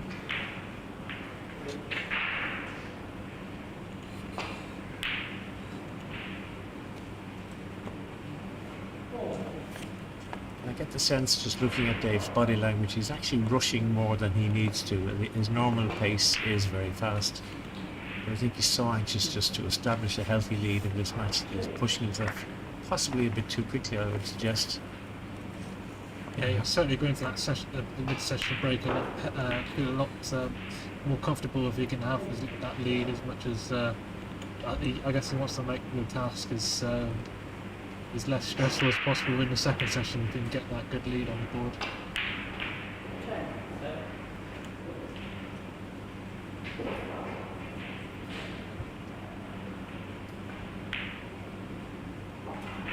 Shaura Patel has been on to say, I hope I'm pronouncing that correctly, we said we'd like to see Pankaj, Saurav, David, Peter, Mike Russell in the same tournament for a World Championship for next year, and so would all of us here at WBL.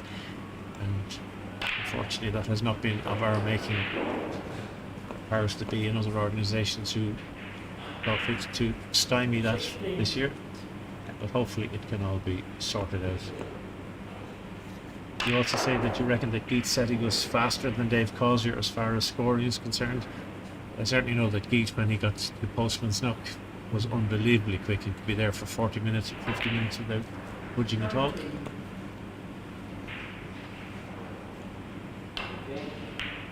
Yeah, when I've seen Geet said he played the postman's knock for a long period, like you say, and when he gets that white pin to the top cushion, and he's almost just controlling red in his own cue ball. He certainly can score at lightning speed without anything going wrong at all. Or having to really think about it, it seems.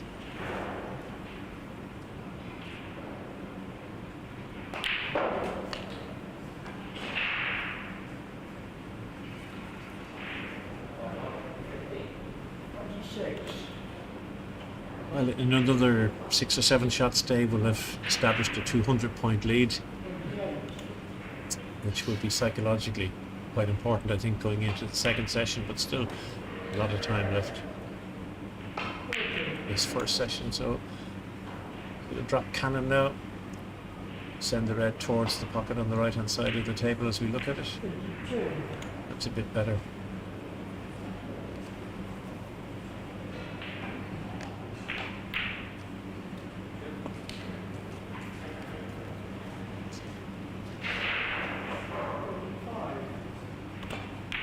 And I do think that it's infectious to see Dave's passion for the game.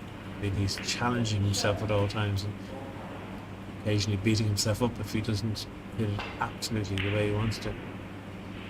But in full flow, he's a sight to behold, as indeed is Peter Gilchrist.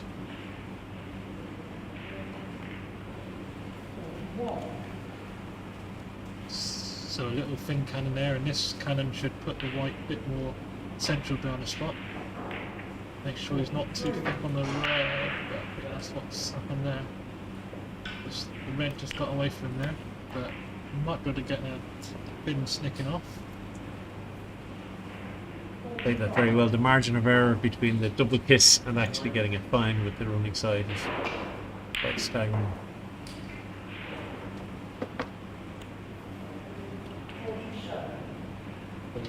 So Peter Tankard joining us here in commentary. I'll say goodbye for a moment. Enjoy the coverage. Thank you. Thank you, Angus. Welcome back, Peter. And Thank you. I just had the great pleasure of showing the shot to him. He's a future world champion, but he didn't know. So I'm Getting very chuffed with myself, Chris. That's all right. We were saying earlier about how the billiards community are always willing to show different shots, and that's what it's all about, isn't it? The great anyone who's joined the billiards community, whether it's in a league and tournament or are always made to feel welcome. So Yeah. always good to come away having learned a new shot as well. Yes. So, Once you join, we've got you for life.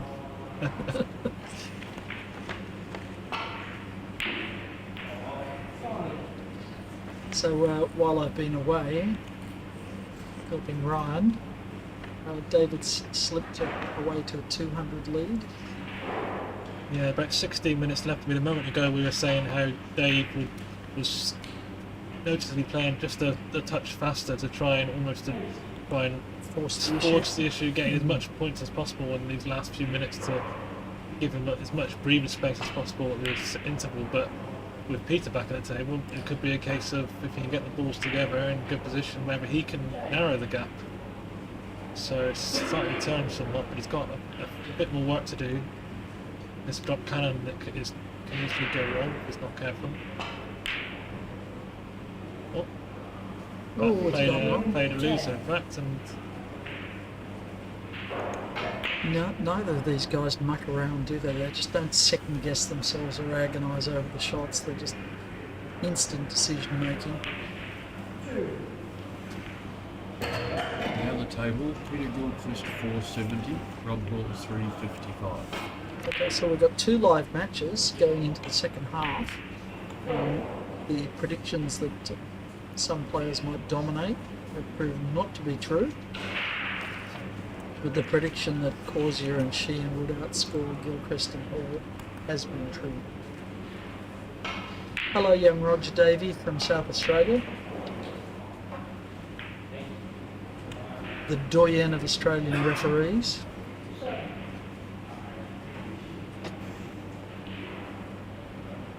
When I first met Roger, I said to Jason, who's this Roger Davey? He said, Roger is a huge fan of billiards. He said he would eat a billiard ball. well, I guess that's some dedication. That's dedication.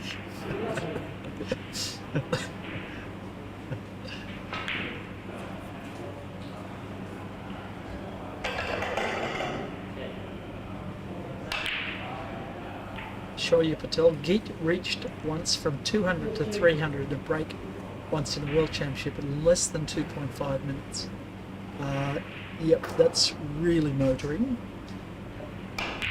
Fast player like Causier, if he has them tight at top, might take 5 minutes. 5 minutes, 20 seconds is very quick. 6 minutes is still quick. The world speed record for a century break is Walter Lindrum with nursery cannons, 29 seconds for a century break, which is 50 shots in 29 seconds. That's roughly 2 shots a second. I defy any referee to legally call that. I don't see how a referee could even measure that. Yeah, it seems very, very difficult to do that. I'd imagine trying to keep up with. I mean, that must be a shot. Several shots every. That's 2 shots a second. 2 shots a second. Yeah, 2 shots a second.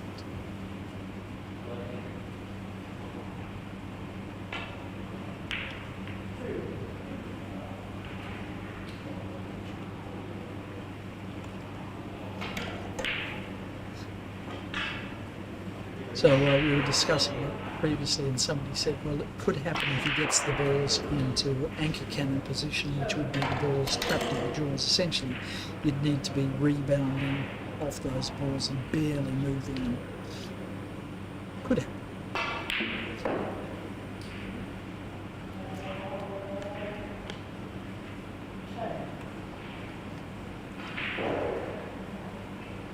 So I think we'll see Bill Bolt very shortly, but this in-off he's just taken a bit of extra care over.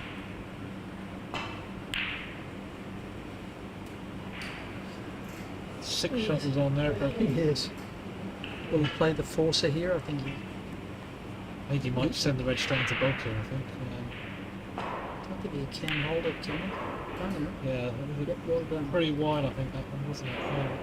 Peter Sheehan, I 13. thought you meant he said the red to walk off the loser, but he's opted for just a single walk. Yeah. He's put the white tight on the rail, which makes it very hard for David to respond. Oh, look at this. Tried to roll it in. Has he got the cover? He hasn't got the cover, but he's got the snooker. He hasn't got the angle, but he's got the snooker. Craig Bennett, hello Craig, and Steve Bagshaw at Geelong watching the billiards, no doubt on the big screen, and no doubt with a couple of beers by their side. Enjoy, fellas.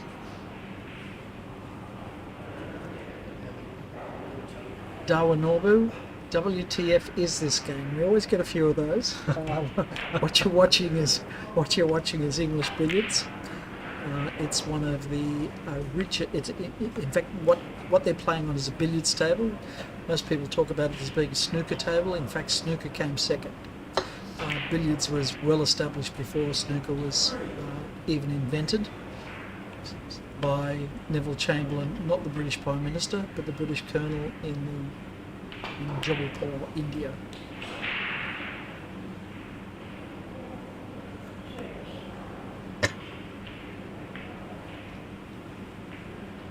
Yeah, and there's a great video which I know you were involved in producing, Peter, in Australia, which is on our YouTube channel with Yes. a great summary of all the rules that you need to know for billiards. So For billiards viewing, not that you need to know a bit more to be able to play the game, but Yeah. in terms of being able to enjoy what you're looking at, let us commend to you a video called How English Billiards is Played. It gives you a rundown of the scoring and some of the basic patterns of play that you see these guys playing. But if we were to give you a quick summary, there are 5 ways to score. Each player is allocated a cue ball at the beginning of the game, either the white cue ball or the yellow cue ball, and then they can score by one of 5 methods. They can pot the red, as you just saw David Causier do there. They can go in off the red, or they can attempt a cannon. I think he's attempting an in off the white there. So his ball into the pocket off another ball. 17. Cannon is hitting both the other target balls with your cue ball in any order. Scores off the red, either a pot or an in-off, are worth 3 points. Scores off the opponent's cue ball, either a pot or an in-off, are worth 2 points. Generally, it's not the game to pot your opponent's ball because, hey, there are only 3 balls on the table to start with, and then you're down to 2. So you really, because the opponent's ball stays down, the red keeps coming back onto the spot on which it's sitting now, called the billiard spot. But once the opponent's ball is pocketed by you, it stays off the table. So that limits your scoring opportunities. So you're best to try and not play a pot the opponent. So there are 4 basic ways to score, 5 if you count potting the opponent. Players will do that from time to time, but usually to create a difficult position for their opponents. So really it's a case of being able to control all 3 balls at once.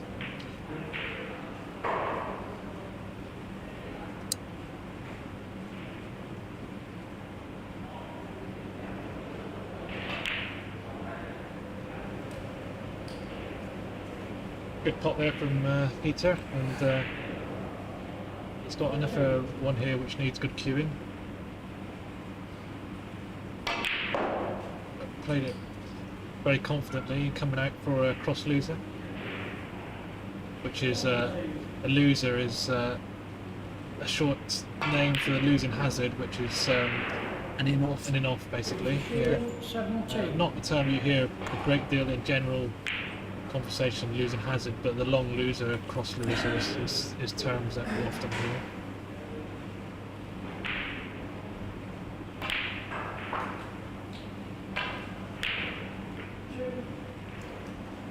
So Kopek Horror is asking why don't they play snooker?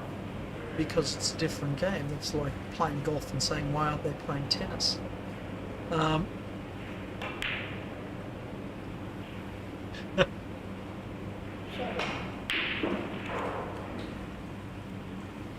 Now, having said that, some of the skills are similar, and it would be fair to say that everybody who is at this level of billiards is also a century breaker at snooker.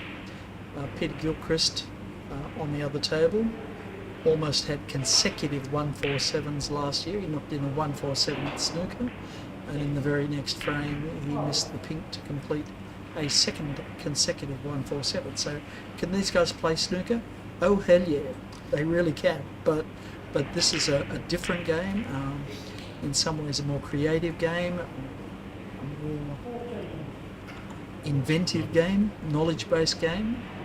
Snooker's all about cueing. Phil Davis earlier said that snooker is 90% cueing, 10% knowledge, and billiards is the other way around. I mean, talking about snooker, I mean, I know Dave Causier a couple of months ago actually played Jimmy White in Ireland in an exhibition snooker, and I believe Dave actually beat him At snooker at or snooker combined? At snooker. I'm not sure if it was just one frame or whether they played for a bit longer, but I know Jimmy White played a number of players, and Dave Causier also played Jimmy, and certainly managed to beat him. And I know that Dave's a great plotter, and Angus was involved in explaining an explanation of the top of the table play for billiards, and he put the balls on the table and said, let's see a 200 break, and Dave made a 200 break at the top on demand. So, and I know Jimmy was watching and was quite admired that a lot. So yeah. Well, yes, here in Singapore, Ronnie O'Sullivan, we are at the Ronnie O'Sullivan Snooker Academy, and Ronnie came out here in June to do an exhibition, and ended up playing quite a bit of billiards with the reigning world champion Peter Gilchrist, and loved the billiards. So he's been practicing a bit of billiards at home. We'd love to see him turn up to a tournament sometime. In terms of cueing, there isn't anybody in my view that's approached Ronnie O'Sullivan as a cueist, but it's fair to say that he's still got some things to learn in terms of billiards and some close control and patterns that we use in billiards to make the scoring a little bit easier.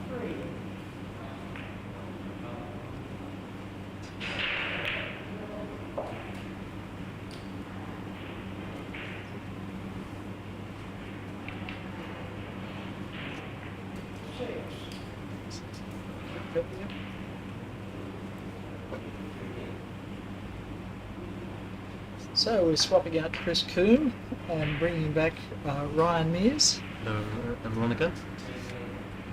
Welcome back, Ryan. Just overhearing your chat with Chris about Jimmy White. Yeah, And that's interesting, isn't it? I played Jimmy White in an exhibition Did you? frame Did you? about a week before I flew out. How did you go? I did beat him. Well done. Well I done, had, you. Long red, 40 odd break. It was for our league presentation, it was. Fantastic. I think he played 7 frames on the night. Was he offering start to... Oh, he's made the cannon and not potted that ball. How did that Amazing. not go in? Amazing. Worked out okay. You can send it over to the yellow, can't you? Yeah, it was Farnham League District. Oh, that's just come out. It's just, yeah.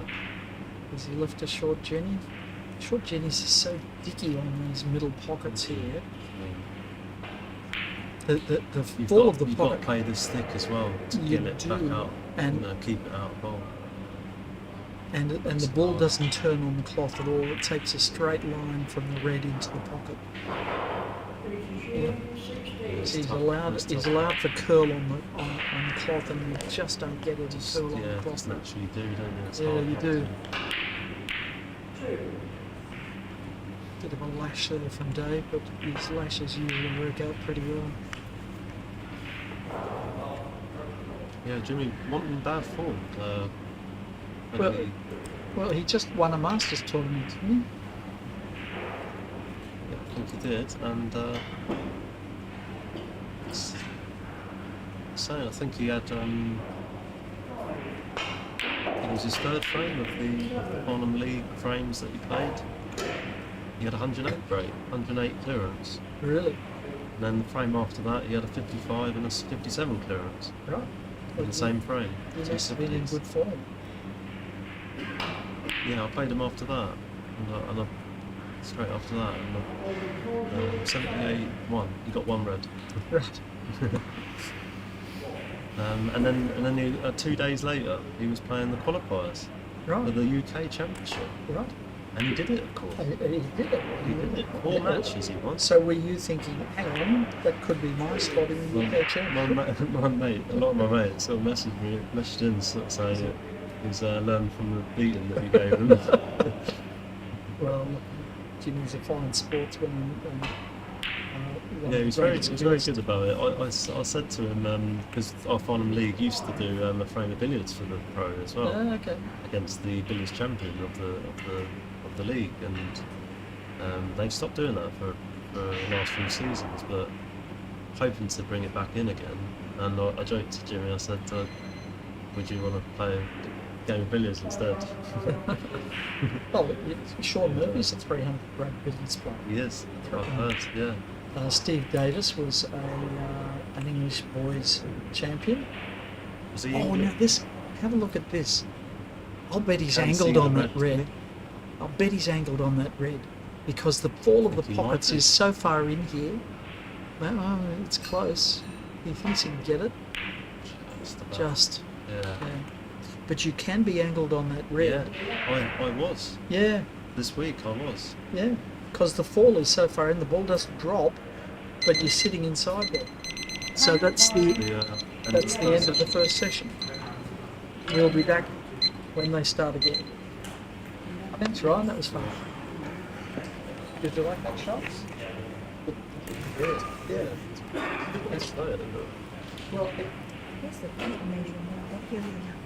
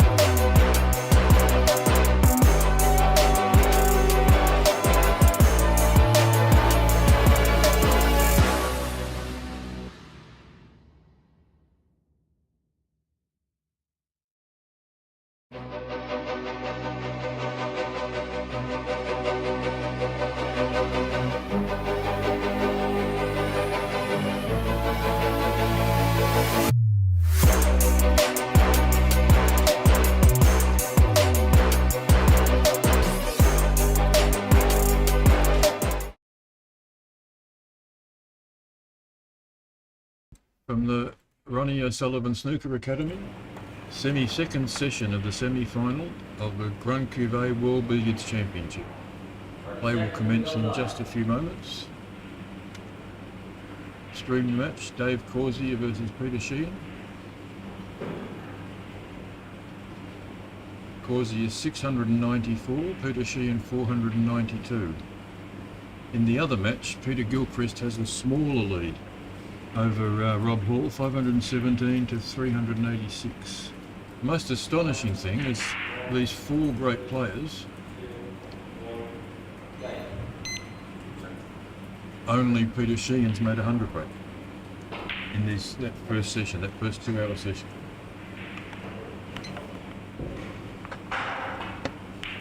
Peter Gilchrist, Dave, Rob Hall, no 100 breaks. Stacks of 70s and 80s. Up to 90s for Peter. Yep. Peter had an hour to think about that shot. Too long, obviously. Yeah. My name's Jason Coldbrook. I'm joined by Peter Tankard. Yes, that's right. A couple of Australians in Yep. Singapore watching a group of Englishmen in Singapore. Go Makes figure. sense. Go Makes figure. sense. Makes perfect sense.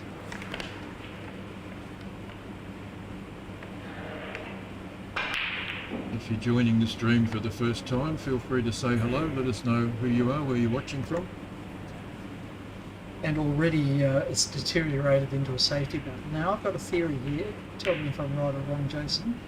That you are better off not to be the middle ball in these safety exchanges because it's far more likely that you will leave an angle on something. Yes, I think that's right. What was the expression you used? Piggy in the middle. Piggy in the middle. Yes, I agree with that.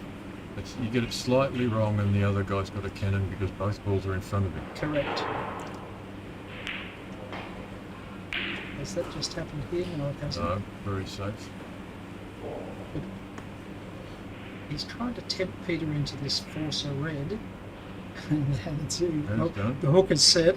Peter Let's would see be if it hoping works. he gets lucky here, that the red hits the yellow, brings it out of balk or something. Or something. But he's And David's hoping that going the to be red goes faced in with a the dead. double balk by the look of it. Well, He's thinking he'll have a go at this across the table with him. I think so. He might even have a go up and down. I mean, it's unmissable up and down.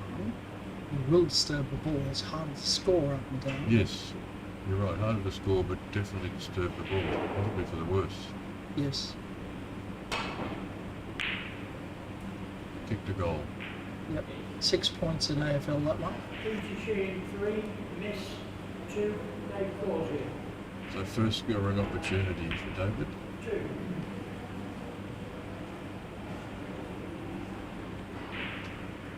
talking with Ryan and Chris Coombe during the previous session, and they think one of the reasons that David is such a fast scorer is that he invests zero time in thinking about the shots. It's all instinctive, intuitive, gets down, sees it, plays it.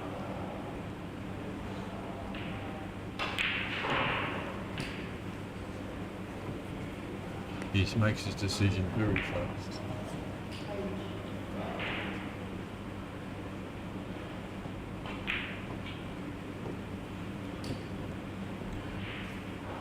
And like Peter, these guys have played so many years, so many different situations, they just know where the ball's going to go half the time. Well, Yes. 90% of the time.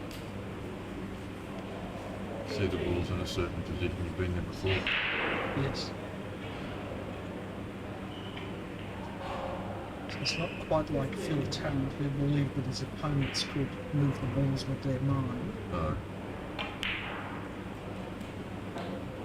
Straight he's- behind the spot. Yep. Left himself the long loser, no fear. Yep. So he's got to calculate now how to get the red into the pocket and his ball up that end.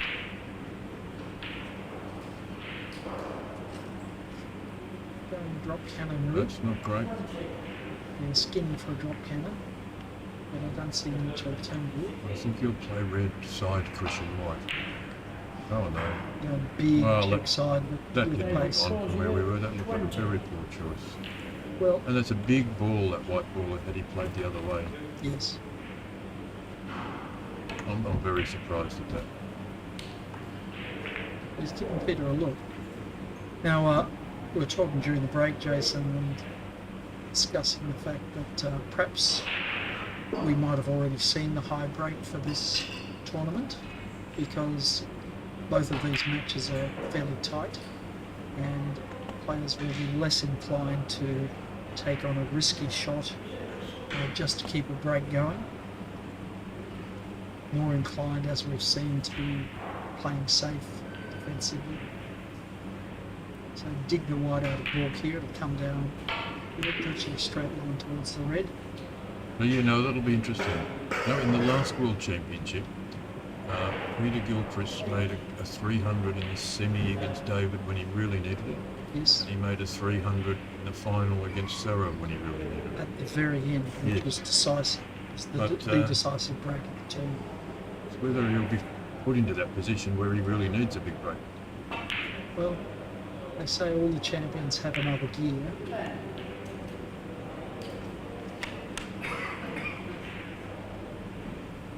What do you play here? He's playing in off white to set up a drop cannon, in off yellow, sorry. Old habit style. Didn't look like the shot to me again.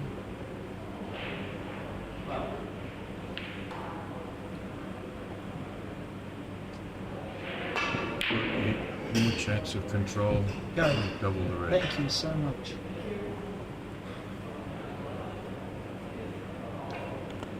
So, David resumed play on 694.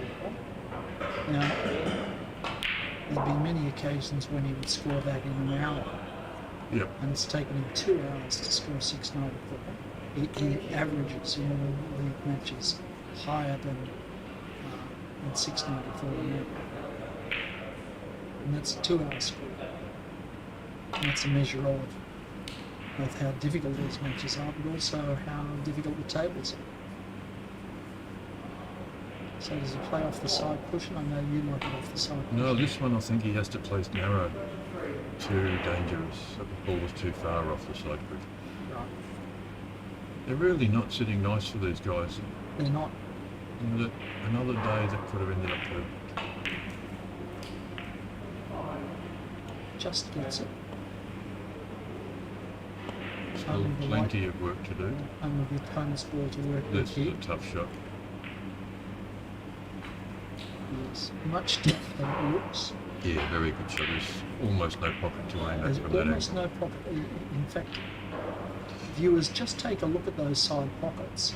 You can barely see where the fall is. We're looking downwards into the pockets. The fall is so far back on those pockets. For my friends that see when we get back, I'll show you a photo of a ball sitting in the middle of that pocket. on the edge of the cushion. 3/4 of the ball is inside the cushion. It's 3/4 of the ball and it hasn't dropped. That's how far back those falls of the table are. The pocket falls.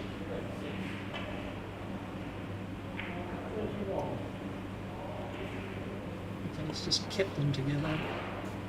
It wasn't an easy position to develop them at all. No. So he's doing it in several steps, and often in billiards we're guilty of.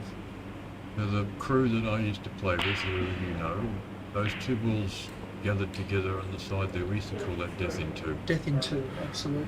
Very hard to make a break out of it. That was a Melbourne University expression Yeah, that I I think first learnt from he's David going to Pitt. be able to battle on for a bit more than 2 shots. But so you try to do something clever and it just doesn't work when you're both sitting there. Yeah, inside that quadrant Yes. from the side pocket to the ball player.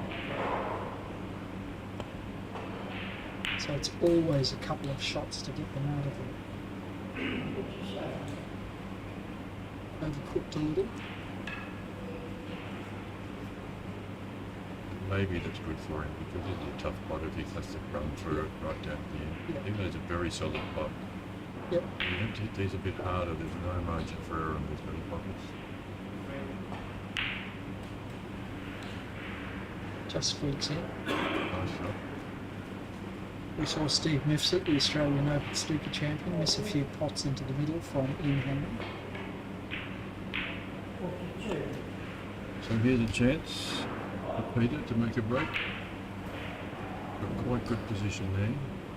Little cannon here to push that yellow back behind the spot. 150 here would settle on Bergeron for Dave Causier. This would make the game very interesting.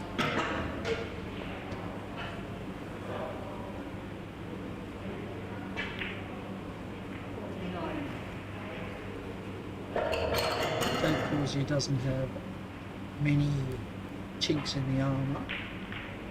It would be fair to say that he's considered to be the greatest front runner in the world. And he dominates certain players. And when he's free flowing and hitting them, nobody can go with him. It's a different story. He's left himself bridging over the ball here. Aperture in a fancy will make it. He really just has to roll it in. He can't do much with the cue ball. Can't do anything. Does make it, but ends up with a bit of a dicky situation here. But no, it's got a good angle, it's okay.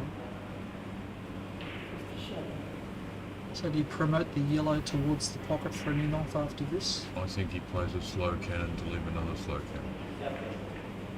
Just like Oh, that. you're a good judge. Really got to just take your time, be patient. Play a few little shots, develop them. Yeah. Now we've got a pot red. Had he hit that yellow a slight bit thicker, he'd had enough if he would in the yellow, so he's got options. It's one of the mistakes that the guys learning and developing in the game make, is to be too impatient. The balls are near one another in an awkward position and they try and develop it straight away Yep. instead of being patient. If you keep them close on a good cloth, you've always got a screw cannon at one point or another. Needs that to come up a bit. That's not It's too all right. bad. I think you get this round for drop cannon position easily. Just to slide a little bit off that top cushion and it should leave him a very nice drop cannon position. So folks, check in and tell us where you're from. A special welcome to Sheeny, Peter's sister from Witness, who they tell me is watching our stream. No doubt she's shouting at the computer screen or the television that she's viewing it on. 17. That's permitted. Now we've got him back near the top. Good shape.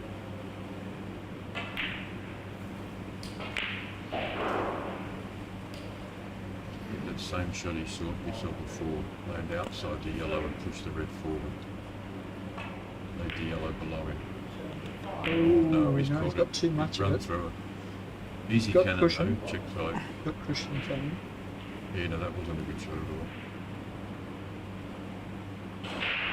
just soft, doesn't want to lose the red. Okay, the balls are still close, they're not ideal, he's facing the wrong way.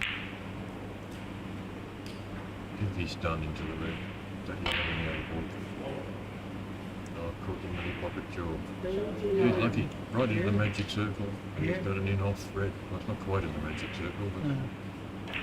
It's workable, inoffable, I think we said. Yes, so that's ended up very well for him. Maybe that's what he needs to get going. Only 140 behind now. Gee, these are skinny on this table. These are really skinny. You've got your heart in your mouth playing this shot. Is he playing the cannon? He's playing the cannon. Okay, I like that makes the more shot. sense. I like it too. Oh, actually, you just have to get that yellow past the middle pocket and it comes down behind the spot. Yeah. Here's Just one of the about reasons why these guys aren't making breaks this session. Yeah. It couldn't have finished any worse. No, both the balls grouped together, but in a straight line. So, done everything right, and it goes wrong. Look at the Probably billiards. going to try and either pot the red or force in off the red. Off the red, I think. Oh, that was more like a half ball than I Yeah, thought. It looked wide. it wasn't far off the spot, and he was out of the jaw, so in off the yellow here, bring it around to the red.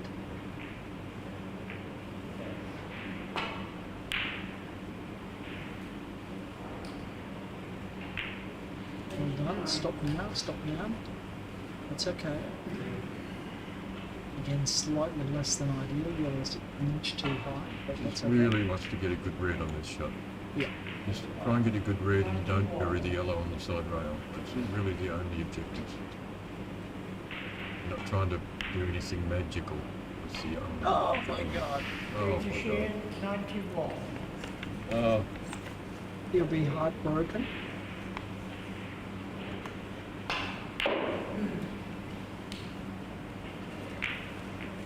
Well, it's not just the points you lose when you leave the red in the jaws and your ball near the spot. It's what you give the other guy. Double punishment. Let's run a tiny bit too far for him. Easy run through cannon, but he would have loved the thin cannon. Oops. Check side for me. Versus check side. Probably has to play off the red. Oh, that's full count. That's the face Oh, of yeah. the red. Oh, that's nice. Yeah, play that. Now in off the red, push it up to the recovery cannon.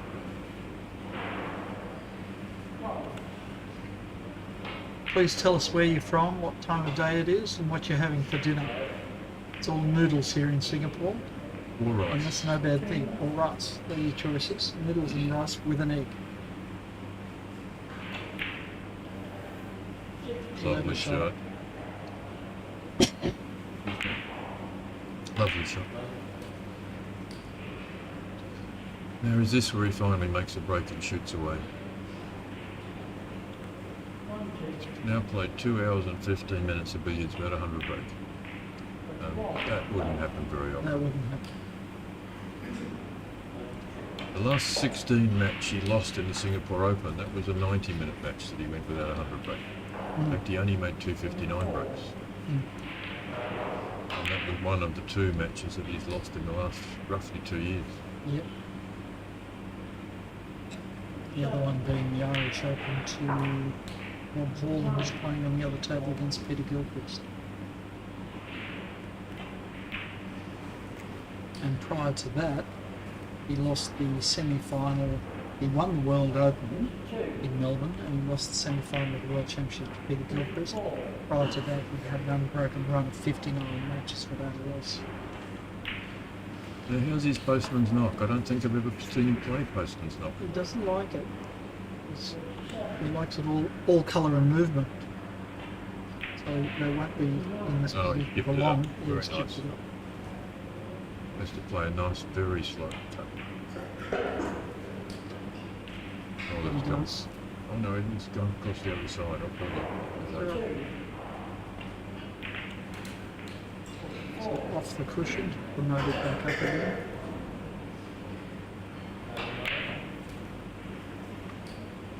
So it comes back over to this side. It's either gone too far or not far enough.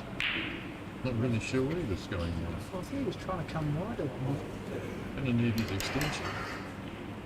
Mick Boyne's having a mixed anti-pesto, meats, cheese with a red. That's a very Australian thing to do, Mick. Well done. Right. Is he going to play this thin? Looks like it, touch of chip. And I think he's got another lineup. Yeah. Maybe, I don't know whether he can run through the white and kiss the red. Or can he? Maybe he can. Maybe he can. Maybe he has to use the cushion. Oh, look at clever. that squeak around. Just squeak around. So a few supporters from Witness there on the Peter Sheehan team.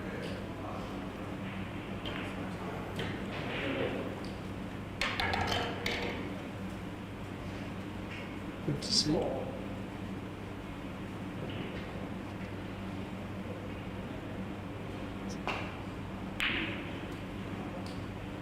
Kill, me coffee and biscuits, watching from Suffolk. And Max Harrison in Deutschland, an exiled Teessider. I love that. Raja What was your is- crime? Not playing billiards? Raja is back in India, in Mumbai, having a coffee. I don't know what sort of coffee they drink in India. Kopi Luwak, don't they? Which is the civet excrement coffee. Wow.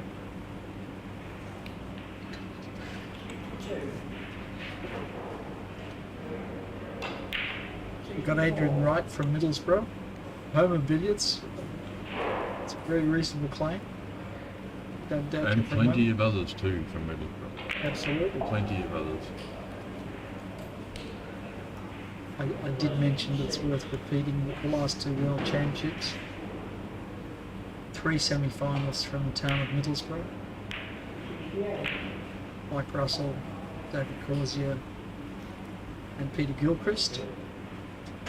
Population about 110,000 they tell me. Versus one player in the semi-finals from India, Saurav Qatari. Population 1.1 billion.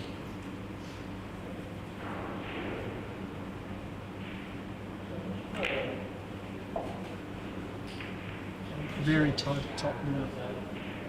Adrian Wright asks, where is Mike Russell? Mike is working as a professional coach for Qatar, so he would be brought up in the Asian Confederation's decision not to allow players. Yes, and referees and coaches. Mike And was referees told and his coaches. job was in danger as he played. So It sounds incredible to those who don't know anything about Q Sports politics, yep, but people were threatened.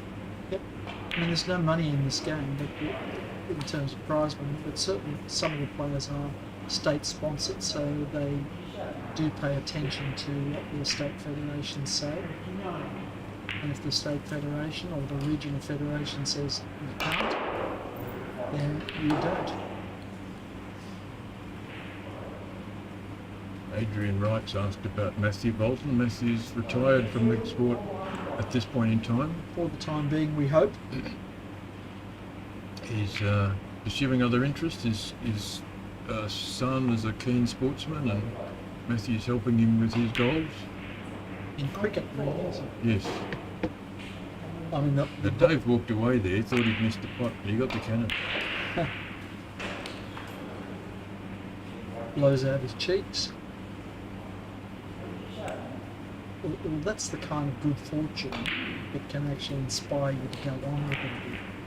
Say, well, I got away with that, I'm going to hide into nothing now. I can have a bit of a lash because they're all free kicks from here.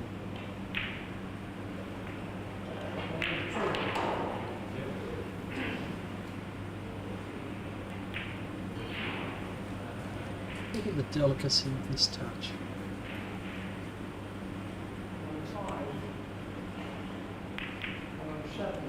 We've had quite a number of people request an embedded time clock. We just had some technical difficulties, but in the background there, the banner on the right, you can see a yellow screen with numbers on it. That's how long they've been playing in this session, 22 minutes, 21 seconds. And we have a countdown clock that tells us that We have 1 hour 37 minutes to go in this session, which is synchronised to the clock in the arena. The official clock is the clock in the arena. Actually, each table has a timer, which is the official clock for each match. Yeah, But so that the yellow clock isn't the a official guide time. for everybody. There could be a toilet break or a reason to stop Exactly, yeah. play for whatever reason, in which case the official match timer will be put on pause. Now, Peter, I'm going to leave you for a little while with the man who knows more about billiards than any other man alive, That's right. who wrote the book on billiards. Actually, he wrote Martin all Goodwill. 3 of them. Yes. Martin Goodwill. Another T-sider, Martin. We were just talking about it. Bloody T-siders everywhere. Welcome aboard. Yeah, thank you. So, So- how's it going here? I've just come in cold, so I don't. Well, it's both semi-finals, I would say, are edgy affairs. At the resumption of play, only of the 4 great players that we have playing the semi-finals, only Peter Sheehan had made a century break. None from Causier, none from Gilchrist, none from Rob Hall. Surprising, but it does tell you how tight and edgy these matches are. Yeah, and the tables are tricky as The well. tables. I mean, you can score, but it's the corner pockets, well, the middles as well, they're tight. Yeah. So you had a very tight match yesterday with Rob Hall. Could have gone either way. There was a This period morning. there- This morning, I'm sorry. Yes. Yeah, he played well. Did he play well? I mean, there was a period there where I don't at the think he. halfway mark you were leading 355 to 205, and we had a look at the score sheet, and there were a long run of 2s. Yeah, I think we had a Two, couple of two, safety two, two. battles. Yeah. Well, I don't know whether they were safety battles because at the same time as he was Double scoring balls, 2, you were making 40, 39, 28, 43. Yeah. So you were scoring and he was getting 2, which indicated that he was making the first shot but not getting position off it. But he turned that around in the second session. Yeah, he played okay. I don't think he played his best, but he did enough to win, so that was good. So let's Dave on here. We don't have a great counter, but we think he's He looks as though he's going well. he is now, but he hasn't. So he's hit that shot a bit harder than he would have liked, and he's left that wide near the top cushion, but he'll get it back. Now, for those of you that don't know, Jason said that Martin wrote the book on billiards. Well, actually, he wrote 3 of them. All of them superb texts for new players. The first of them was Billiards for Snooker Players. Was that the official title? It was, well, first of all, before we go any further, I co-wrote them with a friend of mine, a colleague of mine, Roger Morgan, who was a very knowledgeable guy. And I think when you're doing something like that, you need someone to question you and You do. and put you right and come out with ideas that I wouldn't have come out with. So he's fantastic. And he's a decent billiard player as well, 100 bred player. But the first book was Snooker Player's Guide to English Billiards, and that's free for anyone to download off the World Billiards website. It's an electronic book now because it's sold out in hard copy. You didn't think? Oh, whoops! You didn't think about a reprint? Causier, Yeah, but 167. what's the market? Yeah, I put it out free electronically so people can Well, do it. that's very generous of you to do. And then the other 2 books were Advanced English Billiards and the last one, Ultimate English Billiards, which is all about top of the table. Ooh, that was a good shot, Oh, wasn't that it? was a good shot. Those are really tricky off the side cushions because the cloth slides. Yes, hasn't left a lot. Fortunately. I think he's got a difficult to see the angle. He's got an enough in the middle. He really needs a red pot. If he's going to get that yellow out of balk, eventually he needs to set this up for a red pot. Well, he's not playing it now, is he? No, I think he's got Playing a. the loser? Yeah, he can just get it, I think. No, No. just a Sheehan, large or 5. So one of your fans, Mark Hill, says all 3 of Martin's books are excellent. I just want to endorse that. Where do you get that from? Has he just come up on? Oh, right, okay. Thank you, Mark. And they are. I mean, the diagrams, the colour, and the codes that you use, and the way that you show the cue ball position, the position where you strike the cue ball, and the connection between the cue ball and the first object ball. I mean, it's really the best cue sports guide I've ever seen. I include books by the masters, John Spencer, Stephen Hendry, all the books. Yeah, well, in my library. the last book alone probably took almost 3,000 hours of work from me and my colleague, 1,500 each. So, yeah. Ooh. Incredible. David's had a bit of the running here, it's fair to say. Yeah, so he's in a strong position now, isn't he? I mean, Yes. David Causier, 2. he'll try and keep it tight, but he's not one for not going for his shots. He's a great player to watch, Dave. Well, they're both great players. Yes, they are. So Peter's just tried to line those up to reduce the angles for Monsieur Le Causier. So this is a pot-oppo attempt into the far pocket, knowing that if he left it, he'd leave a difficult pot down the ball corral, which I don't think Peter will take on. There's not a lot of point because if he pots it, he's got nothing. So safety exchange now.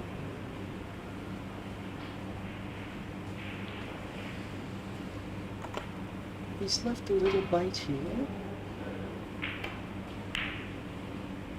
So David Causier came through the Teesside Boys Billiards League, which was, I'm not sure when it was formed, it was about 1971, something like that. And so many of the world champions have come from that league. It's such a fantastic thing. It's such a shame that it's not going anymore. So Norwich has a league now, or is it Norfolk? Norfolk. Boys- Phil Norfolk.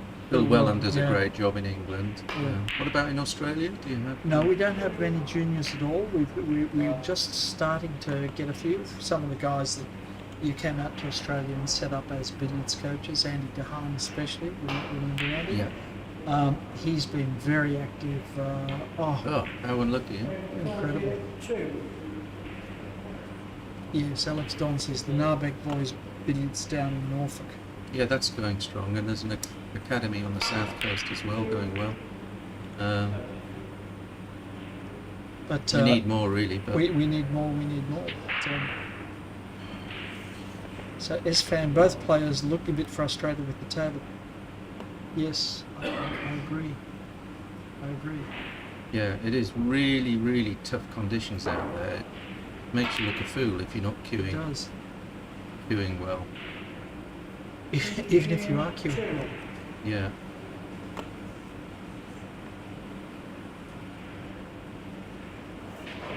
In off the red here. I mean, Dave Causier, I remember hammering in an 800 break against me once, and Is that another. in Ireland? You know, I can't remember. I think it was in Leeds. But he also stuck an 800 into my friend Phil Davis, but as though it was nothing.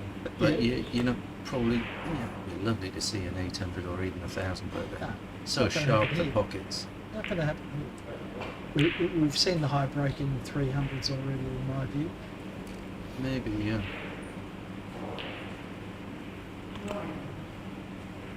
Even this pot is tricky. Yep.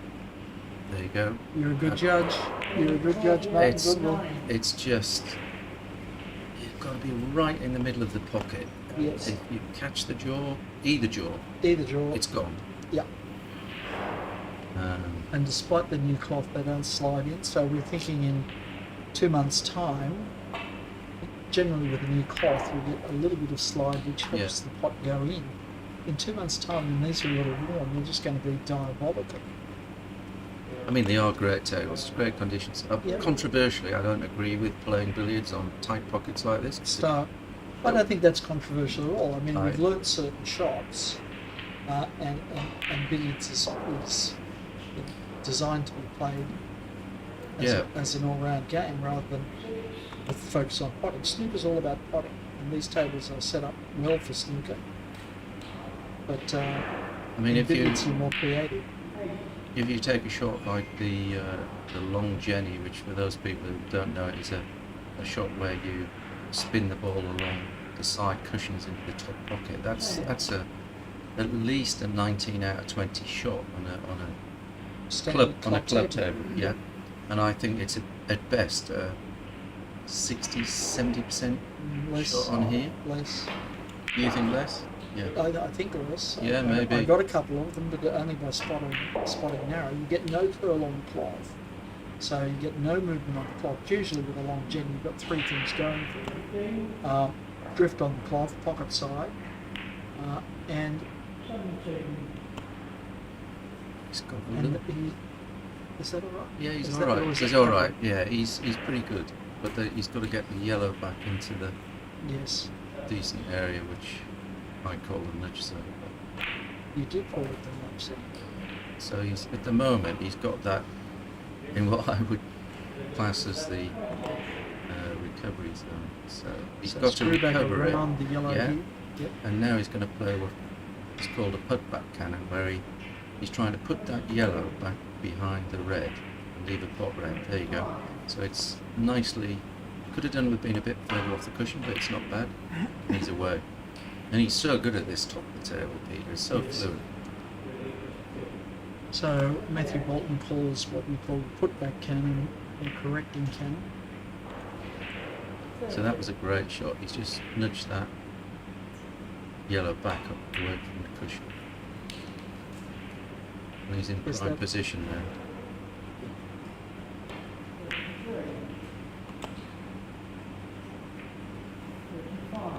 I'm delighted to see that we're claiming Advocate as an Australian because he actually represents Malaysia. But yes, great young player. And one of my favourite people. If I could adopt him, I would. 40.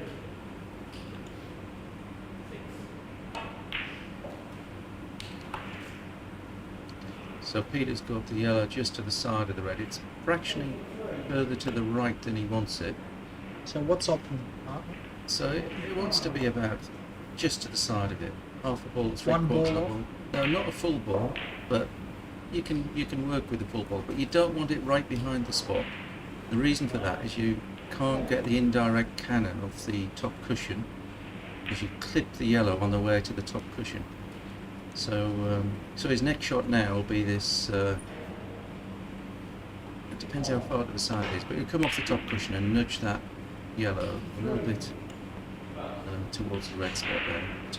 And now he'll pop the red, and then the put-back cannon comes next, where he puts the yellow, bounces it off the top cushion, and Is he he's come a away little again. farther? No, he's perfect.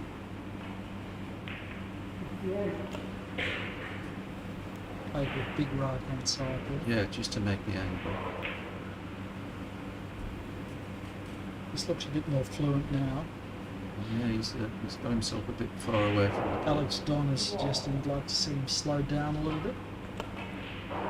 That's a difficult conundrum, whether you want to slow down or not, because he's so natural that He's fluent, isn't he? he's so fluent that possibly you'll take some of his natural ability away from him if you slow him down. Has to think about it too much. That's a great shot. I think he has slowed down. He was a bit quicker when I I saw think him. David Causier slowed down a little too. I mean, it's hard to believe if you're used to watching snooker where they can take 6 minutes to decide on a shot, let alone play a shot. This looks like lightning pace, but both of these players are. There must be two of the best players to watch, Oh yeah, I reckon. they are. They haven't produced today, but certainly in terms of spectator value, these are the two best to watch. So that's pretty well a great position for that yellow to be in. As he cleans the balls there, you can see it's almost level with the red. Yeah. And that gives you a big margin for error to get into position for the cannon. So he's bouncing this yellow on and off the cushion. On and off the cushion. If he's really accurate, he doesn't want to leave it right behind the red. He wants to leave it to one side or the other, and leave a three-quarter ball pot. 80. Well, I say that was Mike Russell's great There you go. strength, and That was- still is. And Yeah. we were at dinner last night, and we were talking about this, and Aidan Murray pointed out he watched Mike Russell, and he never leaves anything but a 3/4 ball pot. Yeah. Makes it look too easy. And here it is again, 3/4 ball pot. He can get anywhere. I think he might have to come off this. Oh, no, Is he? Is he? He's playing off the yellow. He must be close to a ball line crossing. We're playing the ball line crossing there. Let's take that fraction. Yeah, he's come under the red a bit too much there. Can he still pot it and hold, or is he going around the table here? Going around the table, lottery as to where this finishes. Is he's caught up in the I draw? think he's all right. Is he all right? Yeah, He's all lovely. right. Yes. Well played, Peter.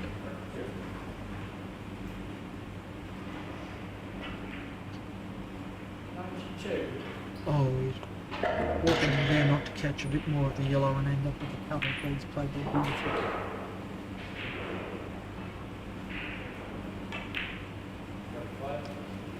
So David Causier hasn't buried him yet. Less than 300 in the difference, and Peter Sheehan tied at top.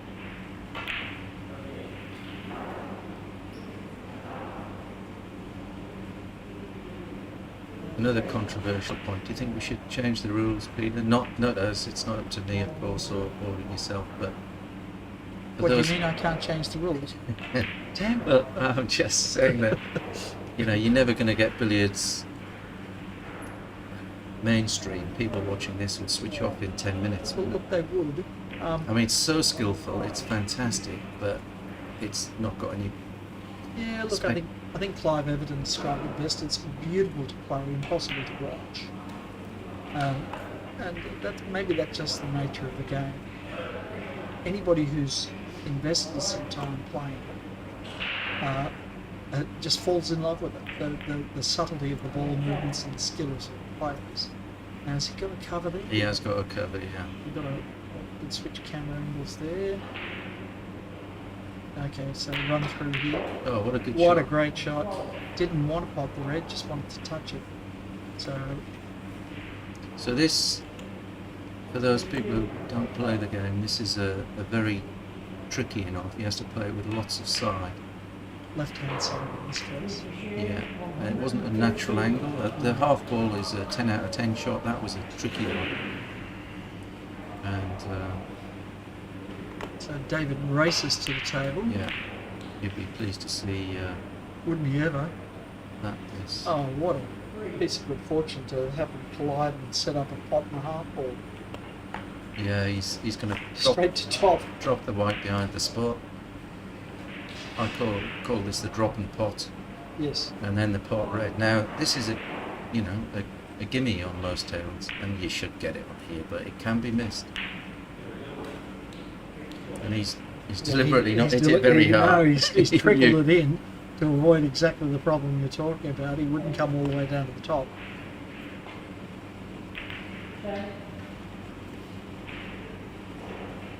It's a nice shot. That is a clever shot. We've got the white back in shape already. So off that fluke collision, he ended up with a situation where he could create a reliable top of the table very quickly.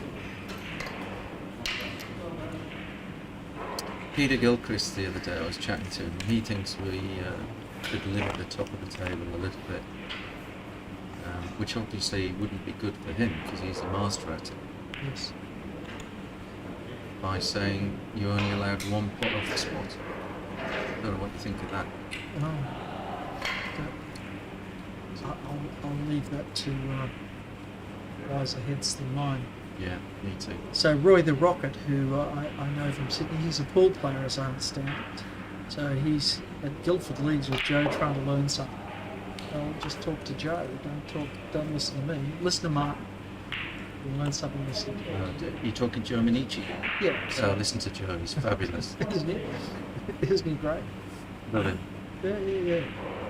One of the game's great guys and a great entertainer as well. So we've got a tremendous exhibition happening in Sydney following the Sydney Open Billiards, where we've got three of the game's great entertainers and great guys. Roger Fairbrother, who's a lovely guy and loves to entertain a crowd. Joe Manici, who's just a born entertainer, who's going to perform and recite some poetry. And of course Peter Gilchrist, who's visiting us for the Sydney Open, so that's on the Royal Automobile Club, an exhibition night in support of Billiards Australia, so we can host more tournaments in Australia. Fantastic.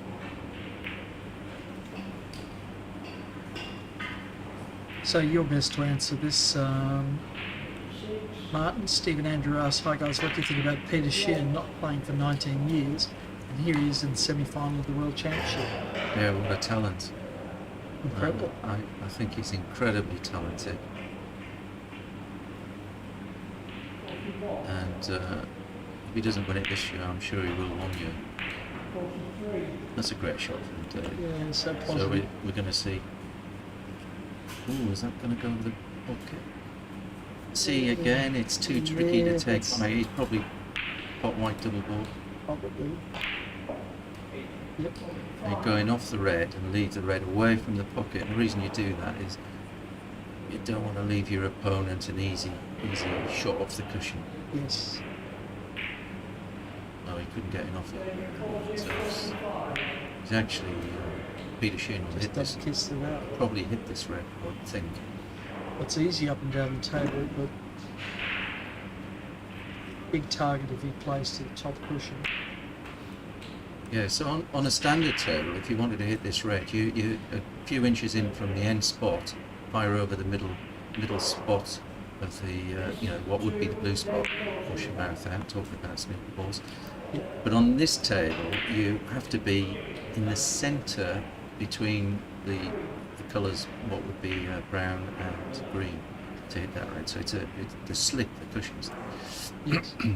Now, standing behind us is Director of WBL and the Elvis Presley of Ireland, Mr. Angus McAnally, and I might give up my chair to listen to two of the experts of the game discuss it. Thank you. Welcome, Angus.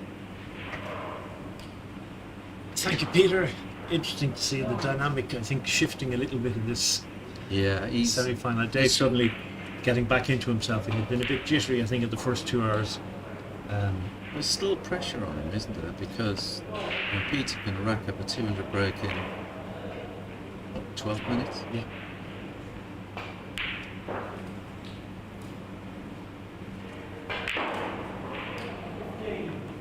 Have we got a countdown clock on here?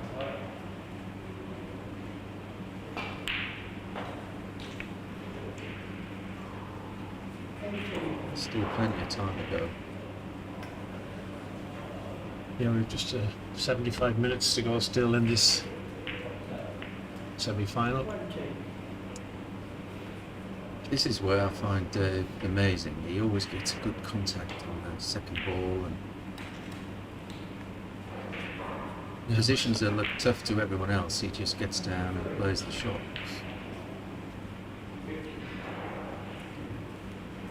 Just having a look at rolling through pots at the centre and then leaving in off white to rescue it out of balk. Yeah, so he pot the red, in off white, and he's looking then to leave a drop cannon. In off the white will leave another in off white, and then he leaves the drop cannon.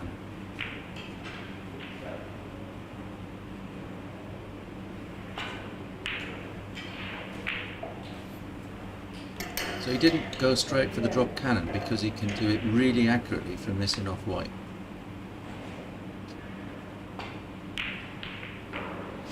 Oh, he had the drop cannon. Watch your mouth out. Like it. He needs to just manoeuvre a little bit here.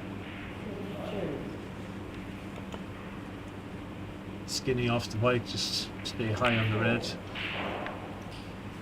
Yeah, he might have the angle to nudge that white back behind the spot.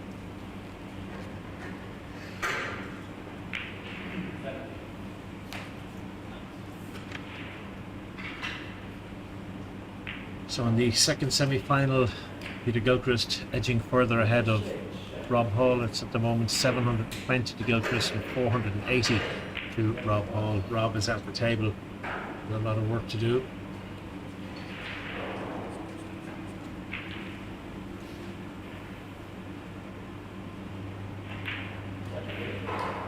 Dave getting close now to the 300 point ahead mark.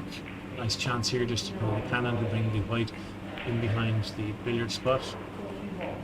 Get the great contact there, so a gentle skinny in off here to the corner. Oh, he's gone for the thicker contact. Back out of balk. And that was a better shot than it looked. I know he's left the red in the middle of the table, but you can easily overscrew them on these spots. And normally Dave's long hazard play is very, very strong. He invariably leaves the right angle for the drop afterwards. Yeah, he's incredible at that shot.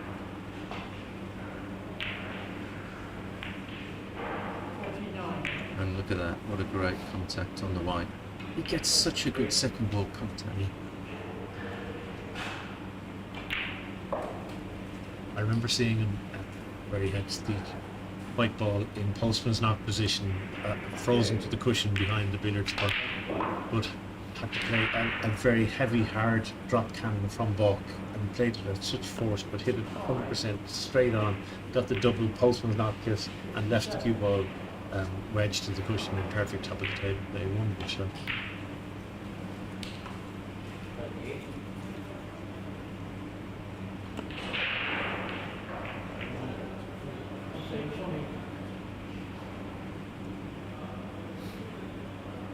He's just waiting for the other table to... And also just, I think he's gone to 1,000 on our scoreboard with showing 100 there. I might nip out and just see about getting that sorted. So this pattern of play is called postman's knock, where the white is more or less jammed against the top cushion, and you get a knock-knock as you double kiss off the white. So off this pot red he's left an angle, and now he'll play a double kiss cannon, red to white, and you get a double knock. It's called postman's knock, this bit.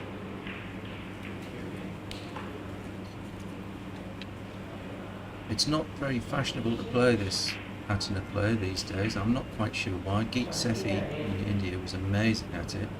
Pankaj Advani also. Difficult to control, but when you do get it right and using running side to spin your ball onto the front of the frozen white, it just stays there. It's staying there, yeah.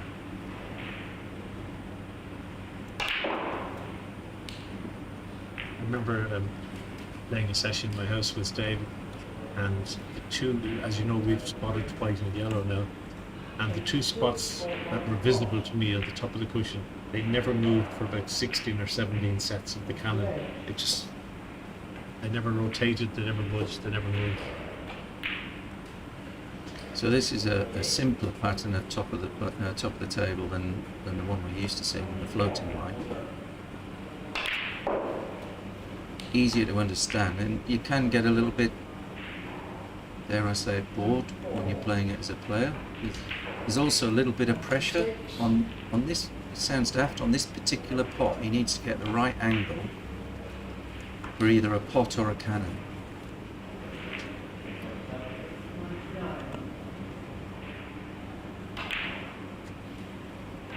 And he's such a good potter. He's left himself a pot there, which he's done, and now he's got the cannon again. He's played it as a run through.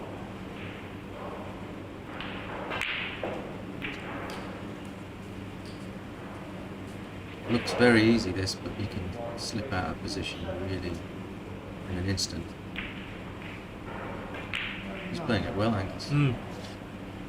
Yeah, he has it under control now, and with every 50 and 100 points he gets, his confidence will surge even further. Not that he gets too much of that. He's 350 points ahead now, eating into the time.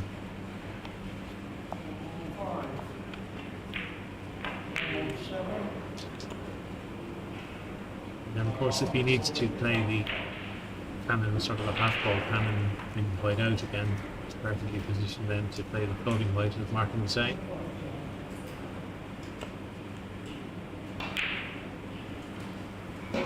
And while you're there, I have to compliment you on your 3 books that you've written on the art of playing this wonderful game, particularly the 3rd session book about top of the table play. It should go into universities as the reference book for billiard players and mad people as well, and people who are mad enough to spend 3 or 4 years of their lives writing it. It's an extraordinarily brilliant and detailed book, and it's a work of art. Congratulations, and Thanks, Alex. I think anybody who has any interest in playing the game should. I presume it's still available online and people can. I don't sell it online. I've got a few left, but I didn't print that many of them. But if anybody wants one, they can get in touch with me through Facebook or whatever. I'll see what I can do. It's a magnificent book. The beginner's one, the middle, and then the expert. I think this is the first time I've seen Dave sustained run a postman's knock for a long time. You practice with him a bit. Yeah, and he plays a lot of it. Funny enough, he's very happy to lose in the way that John Mullane is a great man for getting to top and then bringing it back out to the open play. David's equally at home with there. He's just taken the white out now. But certainly he has manoeuvred the white on many occasions into postman's knock, and suddenly you'd be 200 points down in about 10 minutes, not realise what's going on. He occasionally plays it very, very gently to nudge the cue ball back onto the postman's knock position. One of the great advantages of postman's knock is if you miss, you leave your opponent's ball Tight to the cushion. pinned to the cushion. And I mentioned Geek Sethi was fantastic at this pattern, and also Pankaj, but there was another great player, Norman Dagley, Indeed. and he used to use the postman's knock pattern. So here we see Dave switching to the floating white. And now he'll retrieve the white and send it behind the billiard spot with this lots of check side on his ball.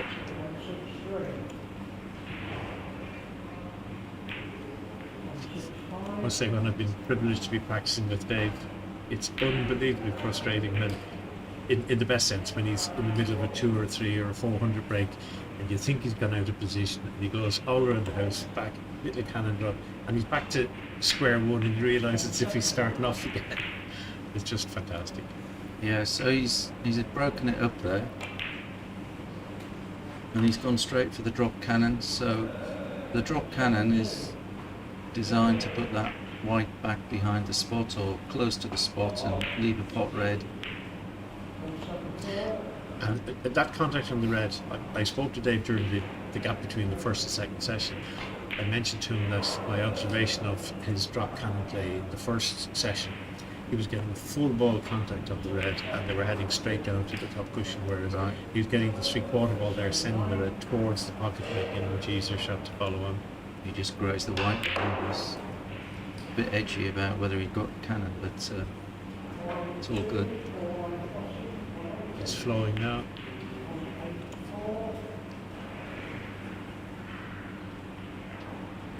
When he was last in Ireland, I organised some exhibitions for Dave, and in one of the clubs we went to, the first poke he was in on 100, 200, and I said, lads, you're probably going to see a 300 there. He got to 300. I said, you might even see a 400. He got to 400. And as he edged towards 500, I said, lads, watch this, because you don't ever see a 500 nowadays. So not only did he knock in a 500, but he broke down a 525, and then in the next game that he played, he had a 625. So the lad said to me afterwards, "Don't you say this was difficult just after having a 5 and a 600?" They were astounded. Amazing. And perfect drop. Again, that's the shot I think Dave deserves great praise for, his position to always be in the right position. Now, there's an example of I was talking about. He's hit it a bit full. A bit full, and he was doing that in the first session, so a little bit of bottom and right hand side just to get the cannon.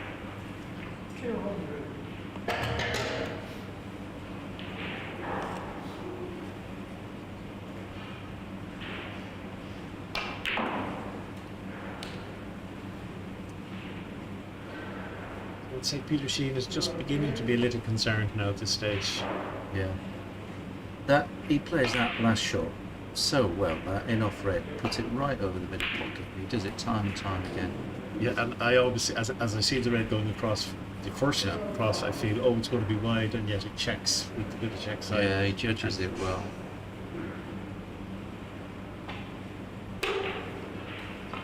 Certainly looks like his tail is up now. He's left himself the half ball loser.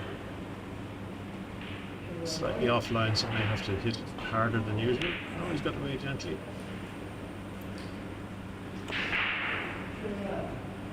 Will he run the red or play the drop cannon again here?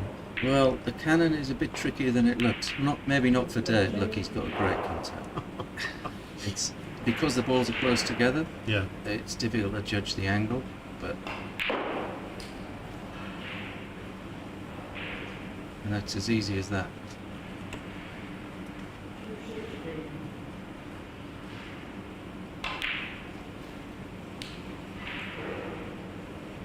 Of course, with the superfine cloth and the cables running so beautifully, you can play this very gently and then just a little bit aside to flick the white back up.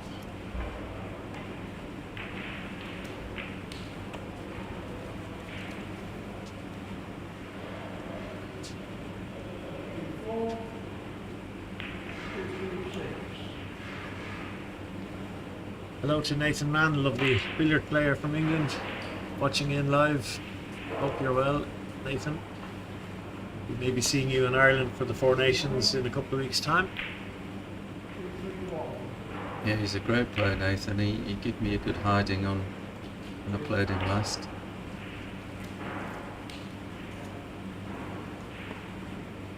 And hello to David Cook from Parramatta in Sydney. The local club is the Wenty Leagues within the Western District competition. Hope you're enjoying this world-class, literally world-class billiard tournament here from the Ronnie O'Sullivan Snooker Academy in Singapore. What an amazing venue. And thanks to Jason Colebrook and all of the sponsors for putting this together. Had a most amazing week here.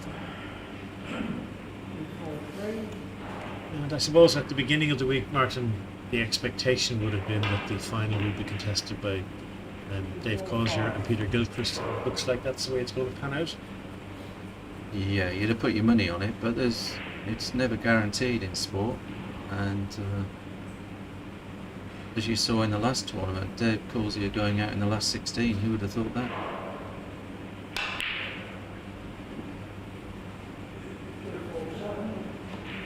Great shot, what a good cueing for that. Yes, it was interesting.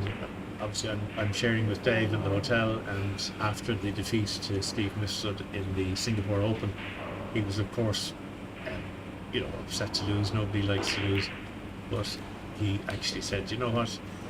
This is probably the best thing could have happened to me." He said, "It'll really get my game up now for the World Championship." So he's lost the Peter Sheehan's white, so a limited number of shots he can play here. He might even just put the red into balk. No, he's going to try and run one or two reds and then double balk his opponent. Playing a Jenny here, can he putt this?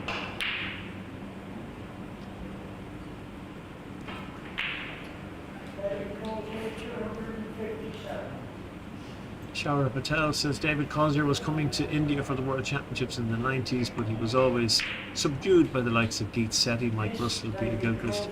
He only came into the limelight after 2015. Strange. Well, you know what they say. They've said, Martin, that it can take a lifetime to really become proficient at billiards, and I think Dave has come into his own. And there's a good example now of biding his time. Didn't want to give Peter will have a go for this cannon though. I think he has to. Has he got left hand side enough to get there? No, Not quite. it's quite a big target, that red. He didn't quite get into the corner. I think we might see a pot double balk here from Dave.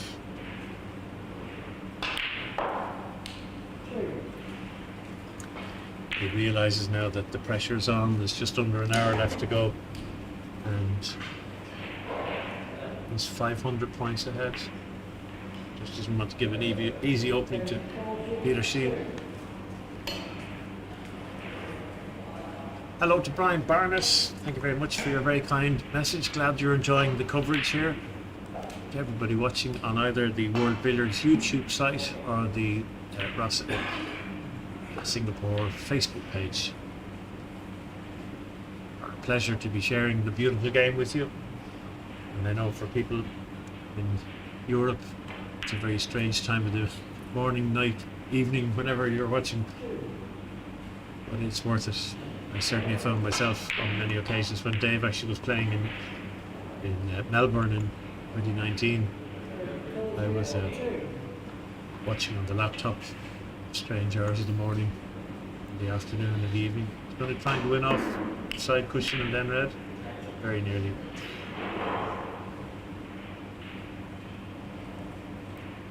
And there's an element here for Peter Sheehan can't afford to hang around if he's to get in and try and make up the deficit. He has to force an opening, and that can occasionally leave Dave with an easy opening himself. Just under an hour to go, 56 minutes or there or thereabouts.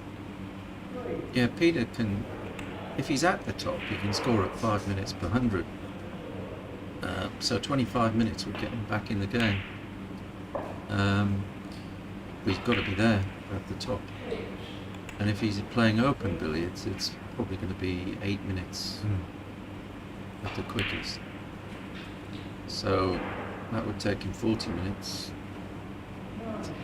I keep going back to that wonderful semi-final in the UK Open in Carlisle last year. Rob Hall was huge commanding lead against Dave. Rob had played beautiful billiards for the bulk of the match, and I think with 35 minutes to go, Dave was 450 behind. And the pressure on him, he made a 380 break and followed by a 200 unfinished to win. And it was Great performance. It was. I likened it to a tightrope walk across Niagara Falls with no safety net. It was one mistake and the game was over.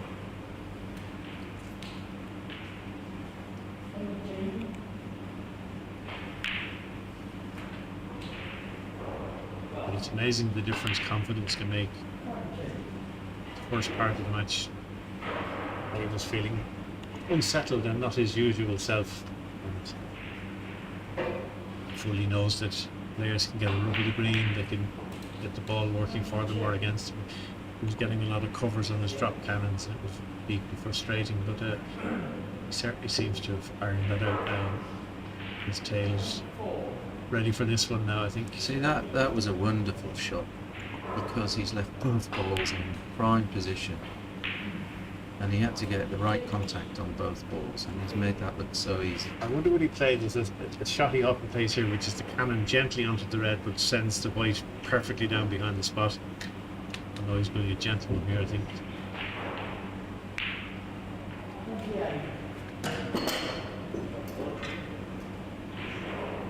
So Peter Gilchrist now 820 points to Rob Hall's 580. So it would appear as though the finals for the two finalists for the 2022 World Billiards Championship here at Rasa Academy in Singapore will be Peter Gilchrist and Dave Causier.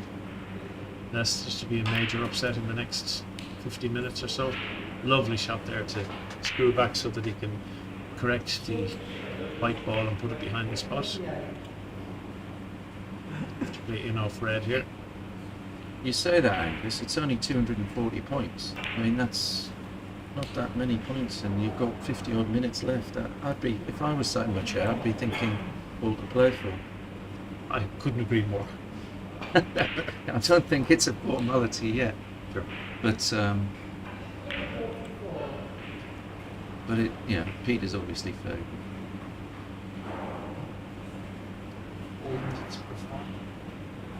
Yeah, that would be an all Middlesbrough final for, the Teesside Boys Billiards Brigade.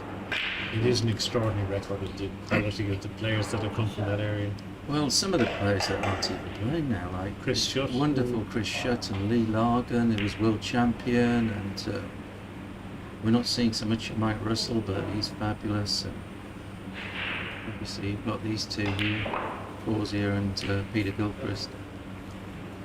And Peter Sheehan is one of the few top players from that era who wasn't from Middlesbrough. During my many years of doing commentary for the Irish Master Snooker Duffs, I was very, very fortunate that Mark Wildman was one of the co-commentators. And every evening when the snooker would finish, we'd go back to the hotel, to the practice table, and we would play billiards. And in his attempt to get me to be part of a century break, we would play shot about, Oh, yeah. and he would correct the mistakes that I'd make, give me an opportunity. It was wonderful. What a great guy. And I believe he's in Spain now most of the time, so if anybody is talking to Mark, please send him my very best wishes. Yeah, and mine. What a wonderful guy. And he's one of those chaps that enthuses billiards. You could listen to him all night. He's such a interesting chap.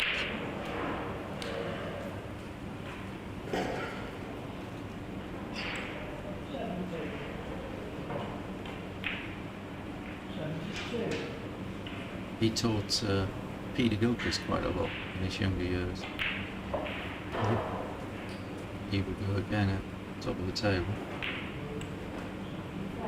Well, Peter Tankard, at the beginning of this match, some 3 hours ago now, suggested that the aggregate score from the Causier Sheehan match would be double that of the Gilchrist Hall. I'm just looking now, it's Gilchrist and Hall at about 1,300, and Sheehan and Causier are at 2,000, so it may not be too far off.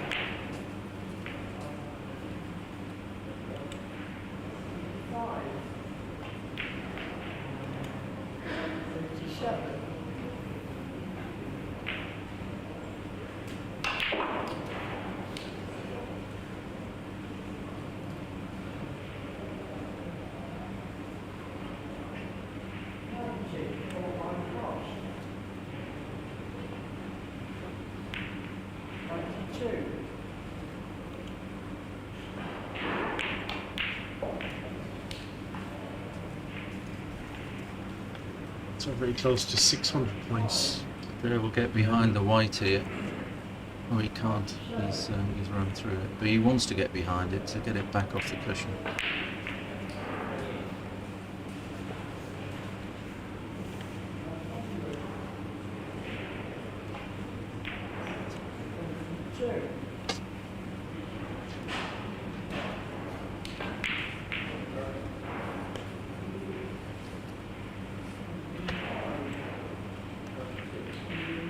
Hello to Brendan Devlin, wonderful billiard player, referee, tournament director in Ireland, and he's obviously allowing for the fact that we're 8 hours ahead. Says having tea, toast, and early morning billiards. Retirement is wonderful. Thank you, Brendan. Glad that you're with us, and thank you for your help. And Brendan, of course, will be the head referee at the World Championships, the match play, which will be held in Carlow in May of 2023. I look forward to our game next week, Brendan, as soon as I'm back.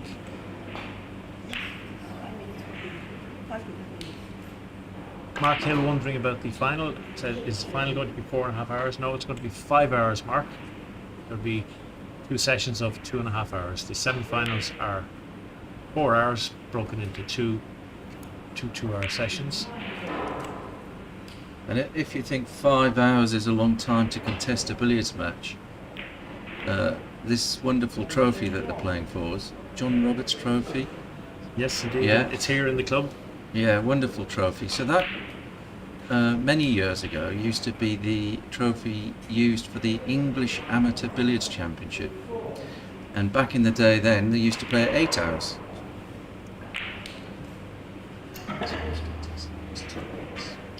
Yeah. Well, I'm going to make way for Peter Tankard. Peter, I think your prediction may well be accurate that that one semi-final would have double the score of the other. Thank you, Angus, for your insights. Dave Causier has no greater fan or supporter than Angus Walker.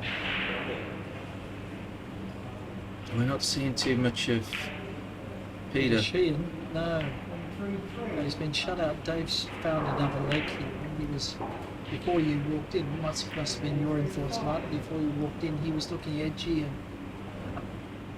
hadn't made 100. Hadn't made 100 in 3 hours. So, but now he looks like he's in full form. Such a confidence.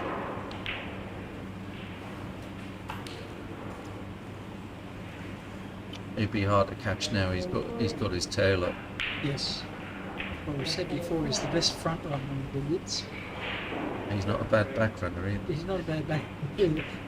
As long as he feels confident against the player. For a lot of years, it would be fair to say that the more established Middlesbrough players, the guys a few years older than David, Mike Russell and Peter Gilchrist, kind of up the wood on. He'd played brilliantly right up until the time when he met Mike or Peter. But having secured a few wins over those guys in the last few years, he's now got the self-belief to carry on with it. Look how fast he moves. He's just so fluid. Just no thinking time at all. Going shot, one feather. Now, obviously, Earth to my K2B. You might not have seen a lot of English billiards, probably a pool player. Yes, this is a very long format game. And we consider it to be a true test of not just humanship, but durability and stamina as well. Often these matches you'll see an ebb and flow, and over the long format it evens itself out. So back in the day when the John Roberts Trophy was first contested, match lengths were 2 weeks with 2 sessions a day. Dave's on 177 now, I believe. 177. Okay. So he's approaching another baulkline crossing. That's a rule that's been put in to stop the repetitive nature of this top of the table play, and the player is required, in this case Dave's yellow ball, has to cross the baulkline. You can see that line, there it goes. That's the baulkline crossing. He's required to do that every 100 points, between the mark of 80 and 100 in every 100. So he's made that shot, come round to exactly where he started out before. Such a brilliant shot. So as Peter says, the baulkline crossing was meant to break up top of the table, but all of the top players, and they don't have any problem crossing the baulkline, so it didn't do what it was intended, but it looks good anyway. Sure. Well, I don't know that it didn't do what was intended. You'd have to say there's never been 1,000 break. There have been 5,000 breaks since the Second World War, but there's never been 1,000 break on the baulkline. So to that extent, it may have done, not as completely as we want, but it may have done something in curbing the top of the table scoring power of these masters. Now we're being asked to explain the scoring. Okay. There are 5 ways to score. You can pop the red ball, as David has just done. You can make a cannon, which is just about to do, which is colliding the other 2 balls with your cue ball. You can go in off the red, you can pop the opponent, or you can go in off the opponent. So 5 ways to score. It makes it notoriously difficult to commentate, so we have to be able to predict what their pattern is ahead of times. But it makes it beautifully creative to play. Point values. Anything to do with the red, a pot or an in-off is worth 3. Anything to do with the opponent's ball is worth 2. A pot or an in-off the opponent is worth 2. And a cannon is worth 2. So breaks go up in 2s and 3s. It's also permitted to make combinations of shots. Never a good idea because you lose control, but you can, in fact, for instance, David here could pop the red and make the cannon at the same time. He doesn't want to because he's put the red right over the pocket and made it easy, and his sequence continues because he hasn't tried to do too much. He's limited. One of the limits on this top of the table play, and perhaps the main limit, is after those 2 pots off the billiard spot, it then goes on to the centre spot of the table. In snooker we call it the blue spot, we call it the centre spot.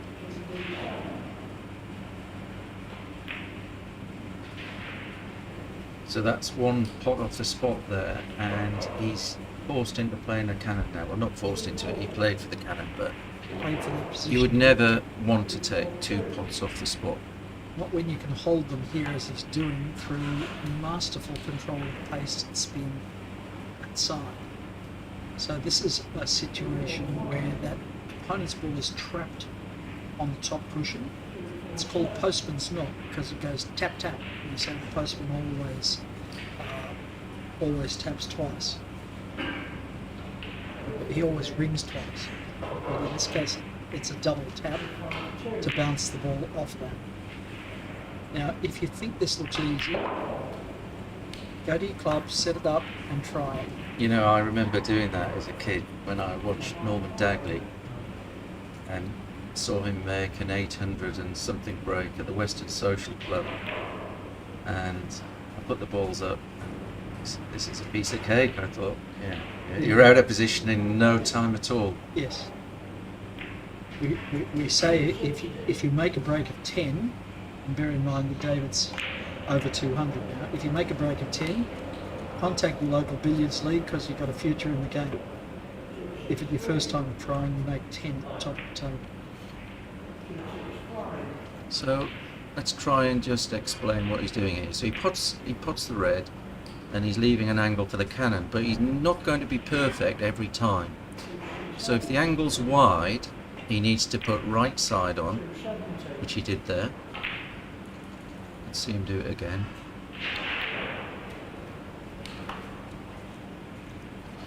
A simple rule of thumb is that right side will make the cue ball go right and left side makes it go left.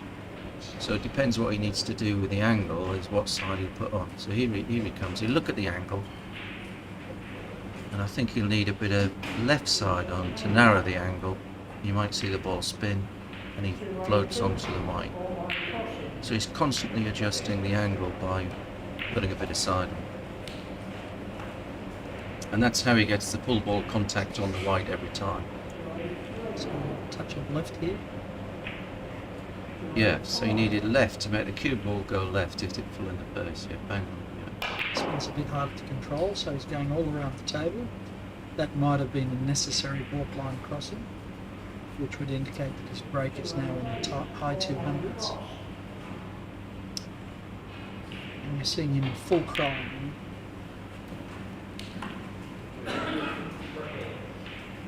So it's He's shut such the a good gate on potter. He is crazy good quality. Incredible, yeah.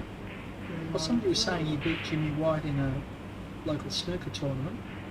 Now, I never take too much story in exhibition matches and so forth, but the snooker players turn up and they're there to entertain rather than win a tournament. But just the same, it gives you an idea of just how accurate these guys are, that they can challenge snooker players at snooker.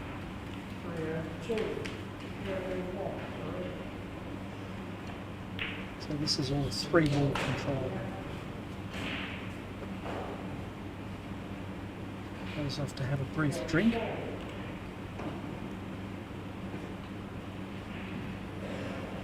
So I think we can see that white is just slightly to the right of the red. Yes, it is. So if he plays this next cannon with a bit of left side, it's like 2 cogs in machinery. He'll move that white fractionally towards the centre of the top cushion if he gets the right contact. So 3 or 4. Right, so that was a walk line crossing. Yes. 304 he's up to now. now. Right, well, let's virtually shut the gate in this match, I think, with 38 minutes left and approaching 800 in the difference. Do we know how the other match is looking? I get that figure. Young Angus is on the fly. He's going out to check the Peter Gilchrist Rob Hall match.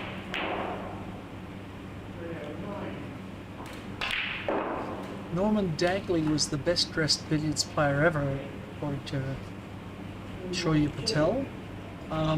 They tell me Herbert Beetham was actually the most elegant billiards player ever. I didn't know either of those gentlemen, but judging by the photos. I had the pleasure of knowing them both very well. I never beat Norman. He was a great player.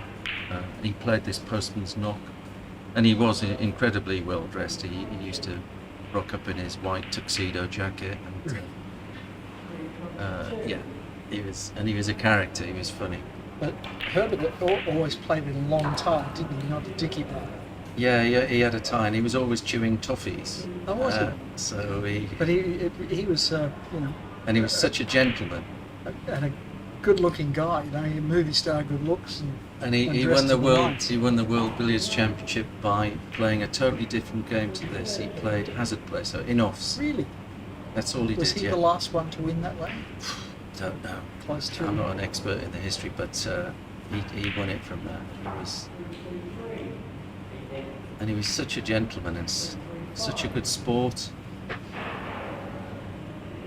Look at this pace control. Lovely, yeah. So gentle. Is he high enough for a cannon here, or does he have to come around and take 2 pots? So my friend Phil, this is what Norman Dagley was like. My friend Phil Davis had played him, and he said, "Norman, can you give me a bit of advice on my game?" Phil isn't. He's a good player, Phil, but nowhere near the standard of Norman. And Norman said, "Yes, Phil, don't take the game too seriously." And that was about all you'd get out. It's a little bit like Walter Lindrum, who famously never gave advice. Wrote a book, but he never gave advice.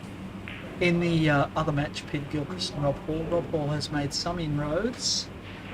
36 minutes left, and he's 200 behind.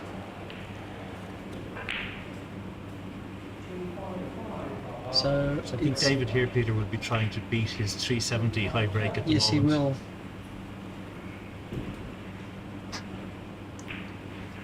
Now, I made a prediction which could go wrong, that we'd already seen the high break.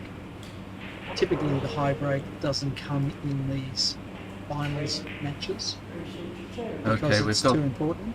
we've got 35 minutes to go. I'll vacate my seat for the wonderful Angus McAnally. Thanks, Angus. Thank you, Martin, for your wonderful insights.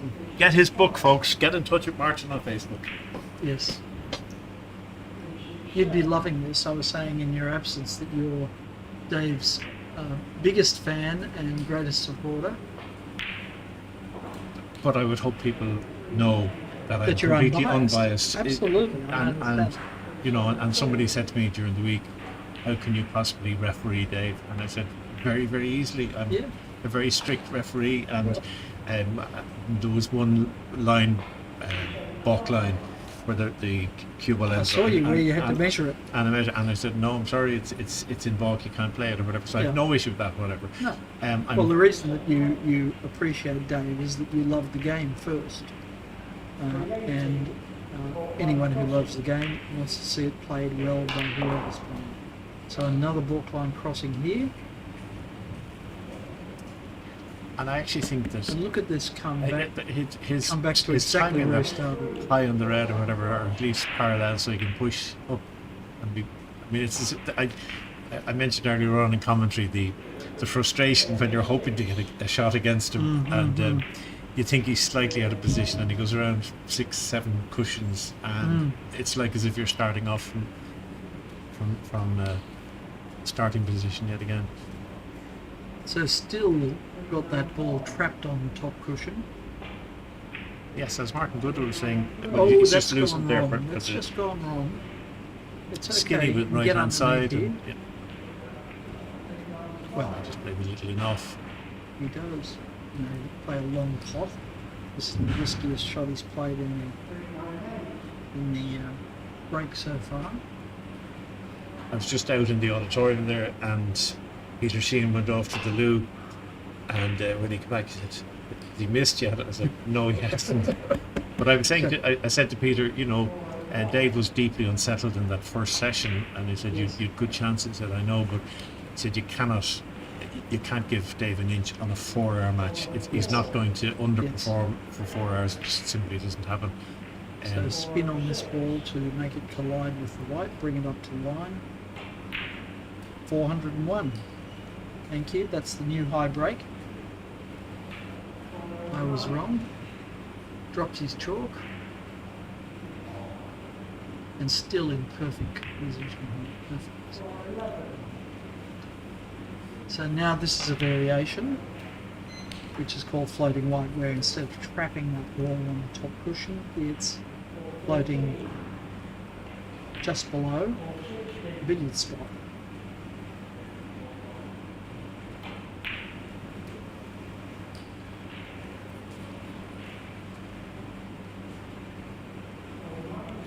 But I also think that David is, people misinterpret his focus on being the best he can be as being somebody who's either different or that he doesn't like talking to people or whatever. He absolutely does, but he's quiet and shy in his own way. Yes, he is. And I would know him better than most, and he's extremely funny. We've had, Yeah. going to exhibitions, whatever, and he would have me in fits of laughter in the car going along with his stories. And he does a great. I've said to him, you should be a stand-up comic because he gets on a roll with his observational comedy. But he just. We had him in commentary in Melbourne, and he was hilarious. But this means the world to him, particularly when. Well, it is the world, isn't it? Literally, the world Exactly. championship. But also to perform at this level when he wasn't in full flight in that first 2 hours will please him. Send red across for the middle. Oh, we actually, that's another shot that he. Incredible shot. He's held Yeah. it. Now there's that white back glued to the top rail again. So he's gone from postman's knock to floating white and back back to to post. postman's knock. Hello to Peter McClanahan, a wonderful cueist and a brilliant magician. We've had many great times at magicians' conventions. One of my other hobbies is magic, and Peter does. If you ever see him, ask him to do his card under the glass routine and see if you can figure it out. Good to hear from you, Peter. Hope you're well. Grant Meadley's asking me, mostly to embarrass me, I'm sure, what odds was that 500 break again, Peter? Well, I thought it was long odds, Grant, because as you know, those breaks don't usually happen in these tighter finals matches when there's more on the line. But Dave has been in such close control that he hasn't had to take any risks. So it just moves that white a little bit, but not very far. And thanks to Mel Oakes for the very kind words about the refs and the team behind World Billiards bringing this to you. And it's a passion for all of us, and it's a tough station on occasions because there are many critics of how things are run, and people, mind you, I did find myself frustrated with one of the people who's here in Singapore who was giving out about something, and I eventually said, okay, what would you have done? And they said, I don't know. I said, well then that's not much good. I said, if you want to criticise what we are doing, Give us an well then give alternative. us an alternative. But anyway, and hi to Wendy Kay, hope you're enjoying yourself and watching this. And there are times when Dave Causier's in this mode and mood, and he seems just simply unstoppable. It's hard Yes. to imagine. It would probably be a lack of concentration that might cause a miss. Yes. So that ball is now close to the top cushion, so he's just going to tap onto it and put it on the top cushion. It was too close to get underneath it and play more floating white, so it just happily goes back to postman's knock again. Incredible, really. You've seen all versions of top of the table in the one break here. And one of the things I've said to Dave, and when I try and speak to him with my firm voice, as my dad used to talk about, I said, Dave, you are to take, every now and again, walk away from the table, take a sip of water, Yes. and wipe your cue. A la Ronnie O'Sullivan. Yeah, just to keep your focus, you know. Look at this, just drifts onto that ball. Beautiful. Is there a spectators gallery in the venue? Yes, there is. Yeah, and it's a working club as well, so there must be at least 20 pool tables Pool there, tables going in the and background. most of them are going in the background.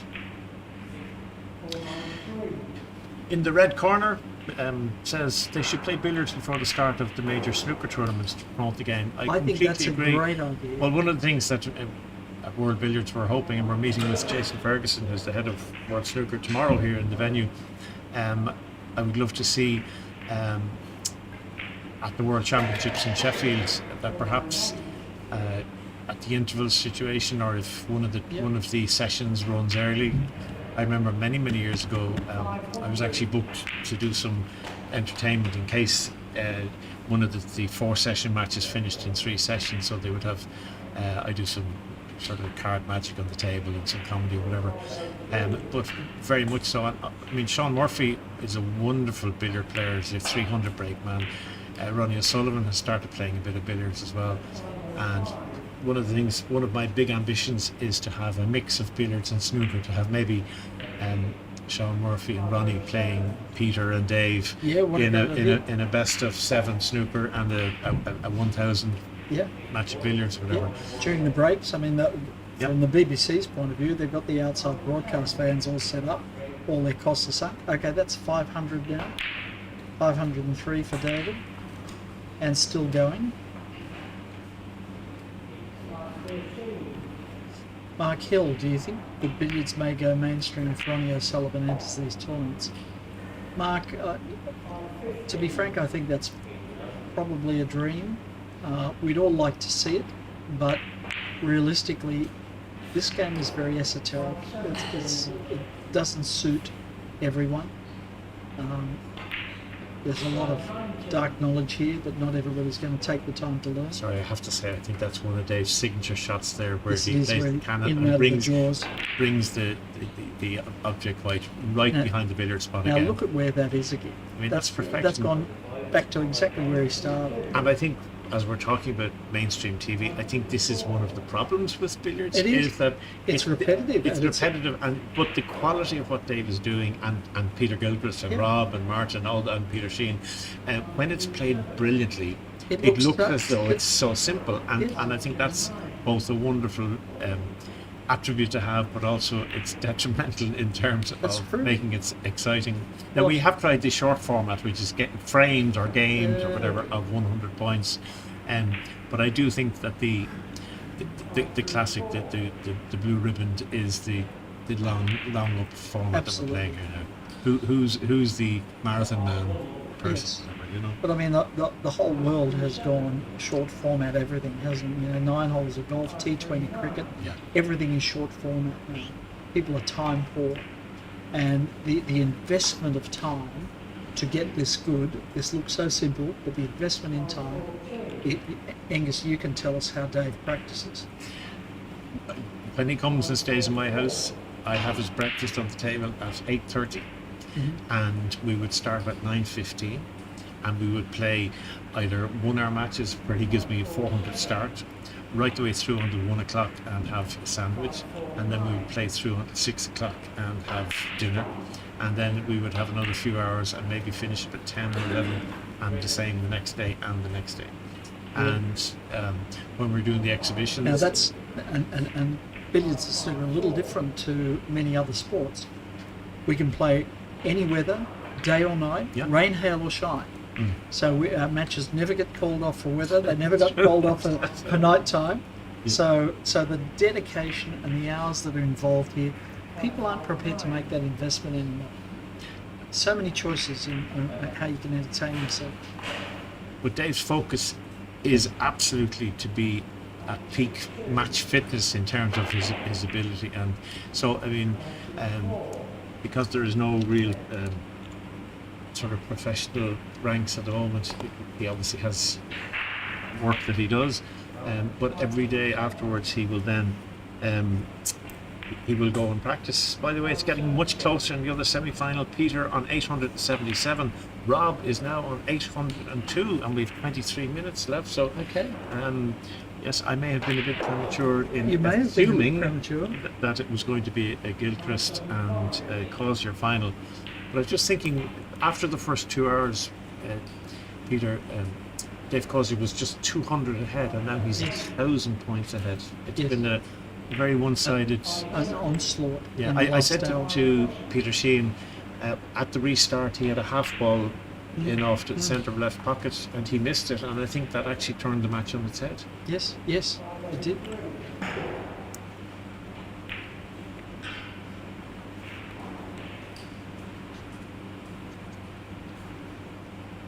Well, David's break at the moment is 560 plus, which will please him greatly at the moment if he holds on to that as another ball crossing. Because so he must have been better than 580 to make that ball point crossing. And as he And knows, it's a straight back pound a to where point he for the high break, and Pound point. as you mentioned, Peter, in commentary, it's unlikely in the final that there will be free flowing to that level. It may be, Well- people just want to get over the line. So Yes. we normally find the bigger breaks in the earlier part of the tournament. So he's chipped that white ball back up towards the spot. So now he's going to break it up a little and play some floating white. And let's not forget that at World Billiards we have a £1,000 prize for a 1,000 break. Yes. And there's 22 minutes left, and Dave can It's do possible. 100 in 4 minutes, 5 minutes. So it's possible. Wouldn't it be lovely to see an 800 something unfinished?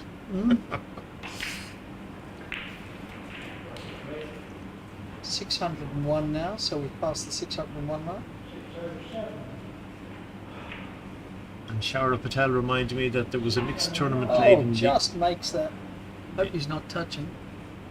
in the late 98, 99. It was the Lindrum Masters featuring billiards, snooker and pool. Yes, Geet said he played in that. Jimmy White. In the red corner, asking Barry. what practice routines would you suggest to get back into? Well, I think the standard would be have your cue ball in hand and set up 2 half ball losers, as in the red and the white, short of the 2 middle pockets, and you just play the half ball into the middle pockets and put a cue down the center of the table, and don't allow the ball, when it's returning back up the table, to hit the cue. In other words, to get it coming up and down. Well, he's exactly the right guy. He's over 600. So Peter or Dave Causier is over 600 now, 617, 619. Just saying, Martin Goodwill has just returned here. Just saying, Yes. he may be looking for the 1,000 break. It's £1,000 going for it. Martin, we've been asked, I've not played for years, what practice routines would you suggest to get back into the game? So I'll put Martin in the chair. He's the expert. He's the coach's coach. So I would suggest, I don't know what your standard is, but I would suggest that you practice the red ball in offs. And don't just play random in offs. Make a little chalk mark and then practice the same shot 10 times and then pick another one. And all the standard red ball in offs. That's what I'd start with. this has been a masterful break. Have you been watching this? He's gone from postman's knob to floating white, back to postman's knob, back to floating white. He's got his tail up. He knows He's if got his tail if that looks correct. 20 minutes left, He's got enough time to make 1,000, which would He be does. amazing. but it's never happened before with the balk line crossing. No. Not in the tournament, certainly not on these tables, and not in a world championship. It's never happened in any WBL tournament where we impose the balk line crossing rule in the long, long history of the game.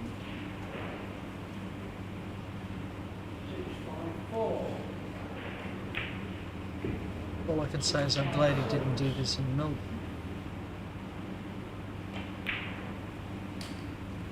He knows what he's after. He's after that Yeah. 1,000 break. So, S-Fan, I don't know, is that Stephen? I think that's Stephen Fan, who's outside in the arena. He keeps updating the break. It's currently at 654. Thank you, Stephen. We appreciate that.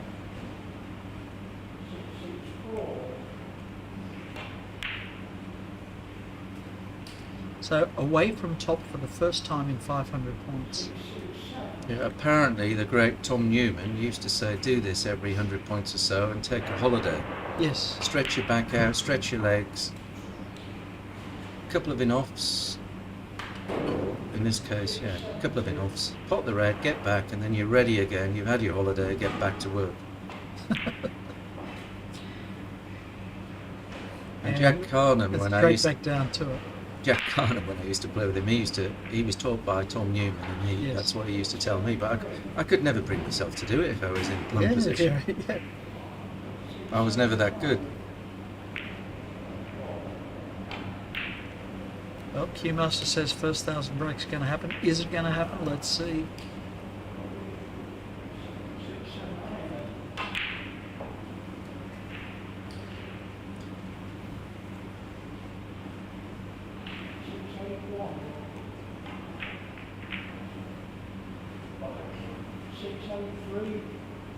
Still there. White first.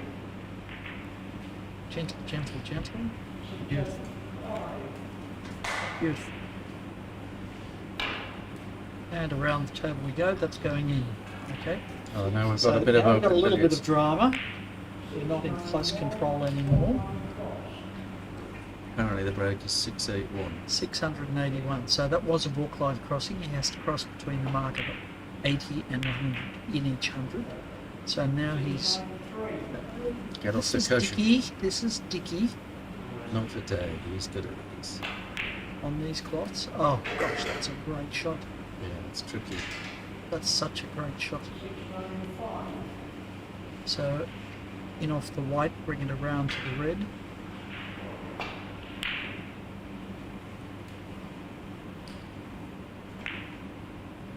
That's okay. In off in the middle. Oh no, he's playing cannon. I think it's not Right quite. there. Right there. Oh, he's missed.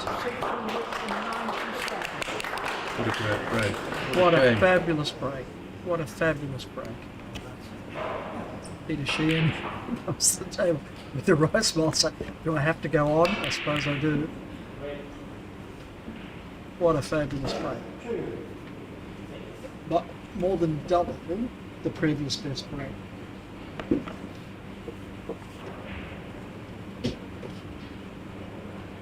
It was 697. Wow. What a I thought break. 1,000 was on. Oh, we all did. It's worth 1,000 on that table. 697. My 697 's goodness. Yeah, it's better than 1,000. Well, 2 cushions with running side, kick it out. It's Lovely. gorgeous, isn't it? It is a brutal game, isn't it, billiards? When you've got such a great player as Peter Sheehan, and Yes, and he's made to look. he's made to look as though he's got no chance. He did have a chance, but Yep. And then Dave found the second gear and said, "Thank you so much." And he's got one. Now, of interest to our viewers will be Peter versus Rob. I will quickly go and see what I can discover.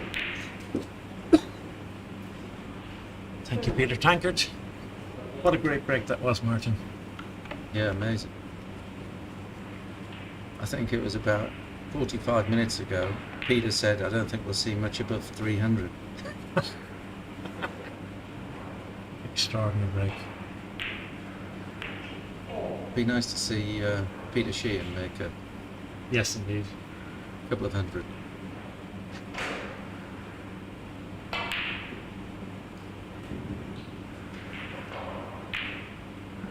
I'm sure Mrs. Causier back in Middlesbrough will be very pleased to see that high break award.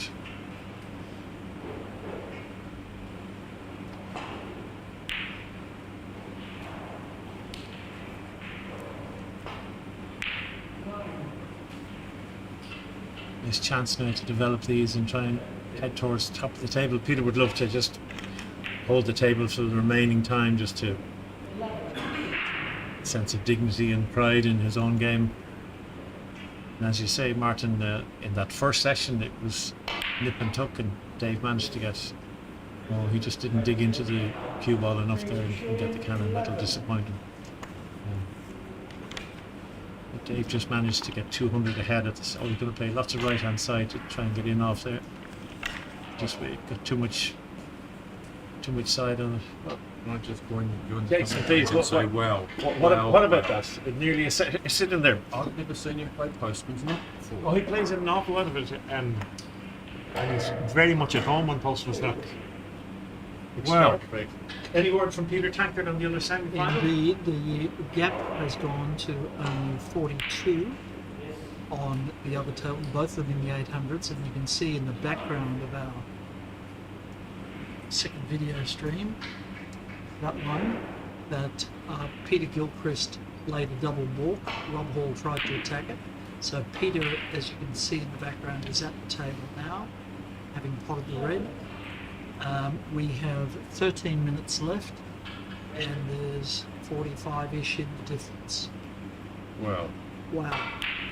So 2 totally different matches, one dominated by David Causier, The other one, as tight as it can get over 4 hour match. Peter, you might want to speak to our videographer, see if he still has that camera trained on the other table. I'll wait till is Thank you, mate. Yep. Might switch. Yes. Stephen? That was impressive, wasn't it, mate? Yeah, fantastic. You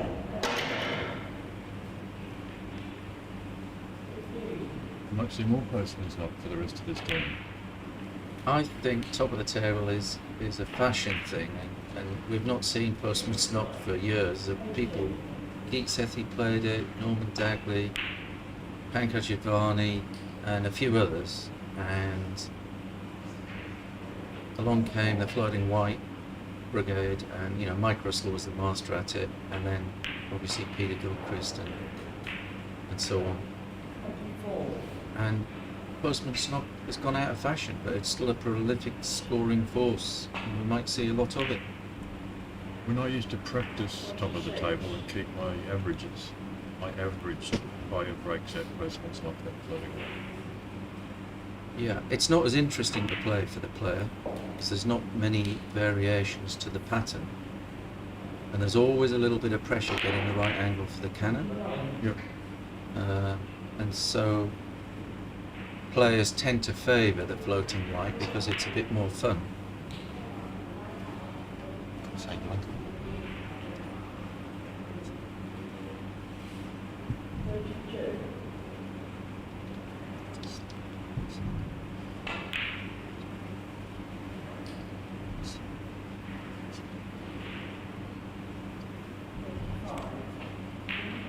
So we've got a camera trained on the Rob Hall Peter Gilchrist match.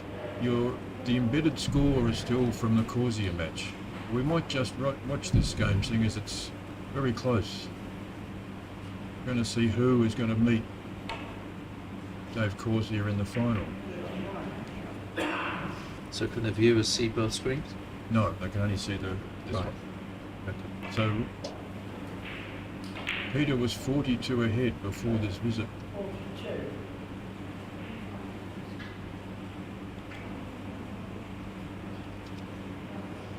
The longer Peter is at the table, the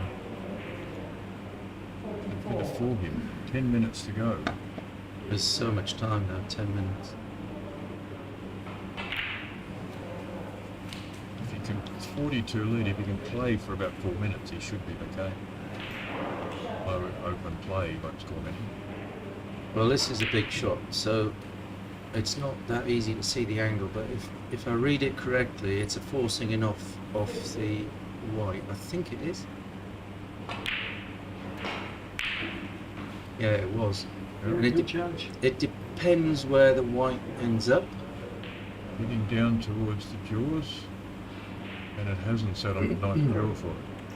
No, so Maybe got a huge forcer up the red. Maybe got a screw cannon. Screw deep cannon. screw into the corner. yeah, so this is a lot of pressure on this shot. Screw cannon, and you're not exactly sure. The red should come back to the corner pocket. Oh, he played it well, but the red's actually, it's sort of in the corner pocket area. That's a great shot. He's got another difficult shot. Pressure pot. It buried the white on the side cushion. That's not going to help him. This is a real pressure pot in this situation. Yeah, well done, Peter. But he's still got work to do, hasn't he? Because that No. white is a dead ball. It's out of position. Well, in this situation, you wouldn't mind though running a few hazards on the red. No. To get into the right position. No. You wouldn't be in a hurry to get the rubber ball off the cushion unless you were perfect to do it. I was just going to say that's a great shot because he's got the backup cannon if he doesn't get on the line for the cross loser. Fortunately, we've lost that vision. Hang on, it came back on. There you go. Now he's in good position now. We've just gone inside 8 minutes. Speculating he's probably about 65 or 60 ahead. I'm not sure he's got. I can't see from the camera angle whether the red's in a good spot. This earthquake that's going on isn't helping you. Why is the camera moving? We've got a crowd of spectators. The camera's clipped to a seat or a bench. Right. We've probably got people sitting on the bench.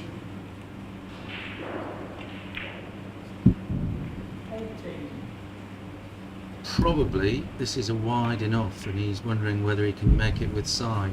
Spotted as far to the D as he can. I think.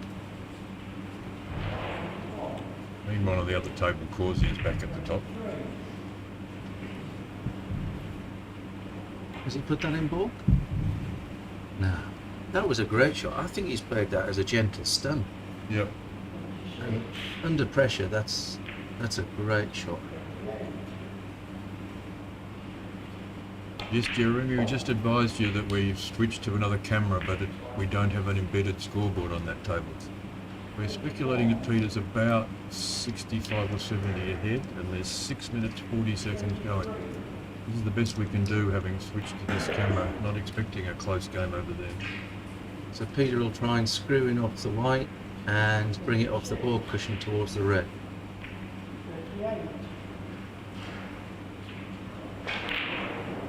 It's gonna, oh, it's Catch gonna the come jaw out. It's and gonna come catch right. the jaw. Yeah, nice. Peter probably just needs to hold the table for another couple of minutes. Not so much how much he scores, as how long as he can hold the table. Time to do up his shoelaces, drop his chalk. Well, I tell you what, it's Tabletop. a bit of pressure on these shots for sure.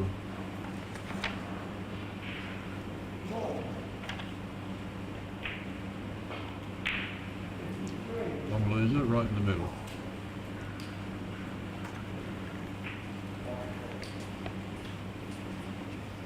It's hard for us to tell what he's got here. You must have the pot. He must have the pot.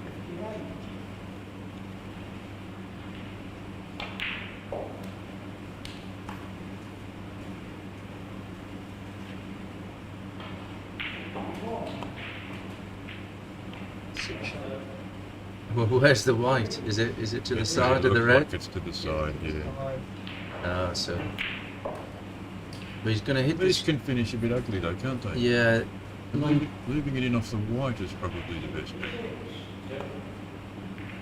Oh, he's ended up on the that's- cushion. That's not nice. We're inside 5 minutes now. Speculating Well, it's about 70. You don't know how long they've had for toilet breaks. Oh no, they're right. They did have a toilet break. But there's probably 7 or 8 minutes, so there's lots of time. He's going to play a forcing in off here, which is tough. Oh, what a Good good shot. shot. Good shot under pressure. I mean, that's a tough shot.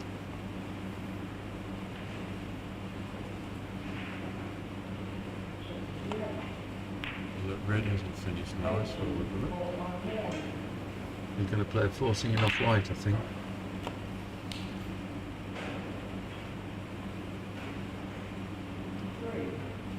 Four minutes exactly. On the timer, a little bit of extra time.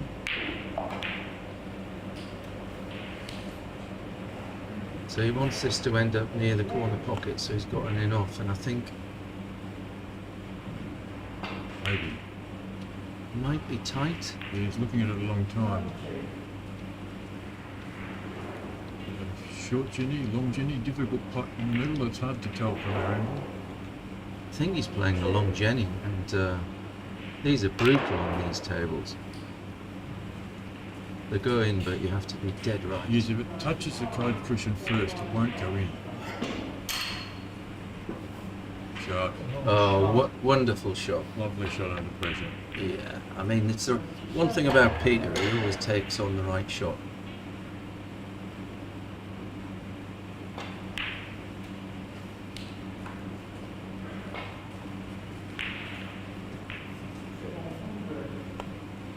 Ooh, that's gone wrong. He's having a look at the clock here. He's possibly thinking about potting white, getting the balls back to ball. rather than Yeah. taking the difficult red. No, you can't take the red on. Is he going to take it on? Oh my goodness. This is tough.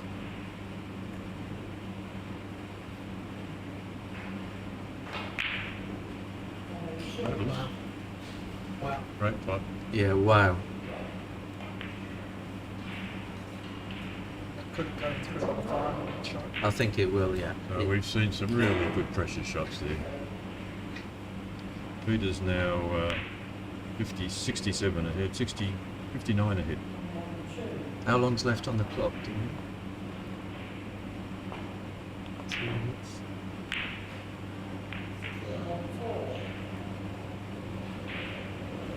You'd have to say great fight by Rob Hawke. Fantastic fight back, and it's not the first time Rob's done it, is it, Martin? No, he did it nicely against me earlier on. He played well. Peter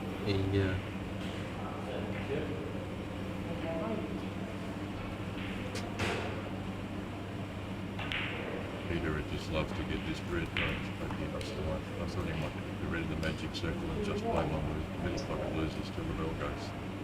He deserves this break, though. You know, the long He does, journey and the pot yeah. along the rails. Yeah, he took on some tough shots. A couple of forces enough.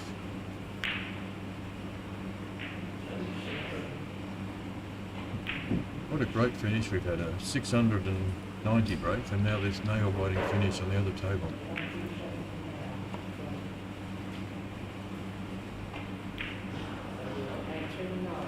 Yeah, well done, Peter.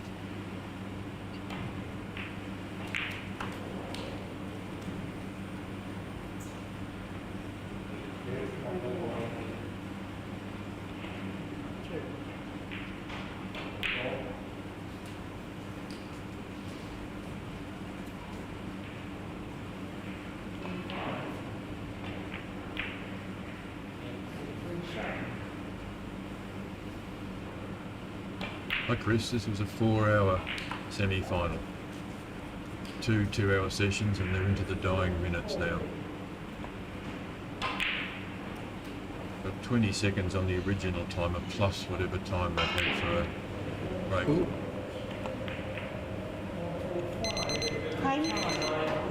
He's going to shake his hand, I think. There's no time left. How exciting. Well, thanks for joining us. That was a fascinating finish. 697 break and then a tight finish and some pressure shots from Peter Gilchrist. We'll see you tomorrow, 1 p.m. Singapore time for the first session of the World Billiards Championship 2022 final. Thank you, everybody. 佢 at 另外因為他剛才講出來跟住Good viewing, that. 因為我沒留的很好。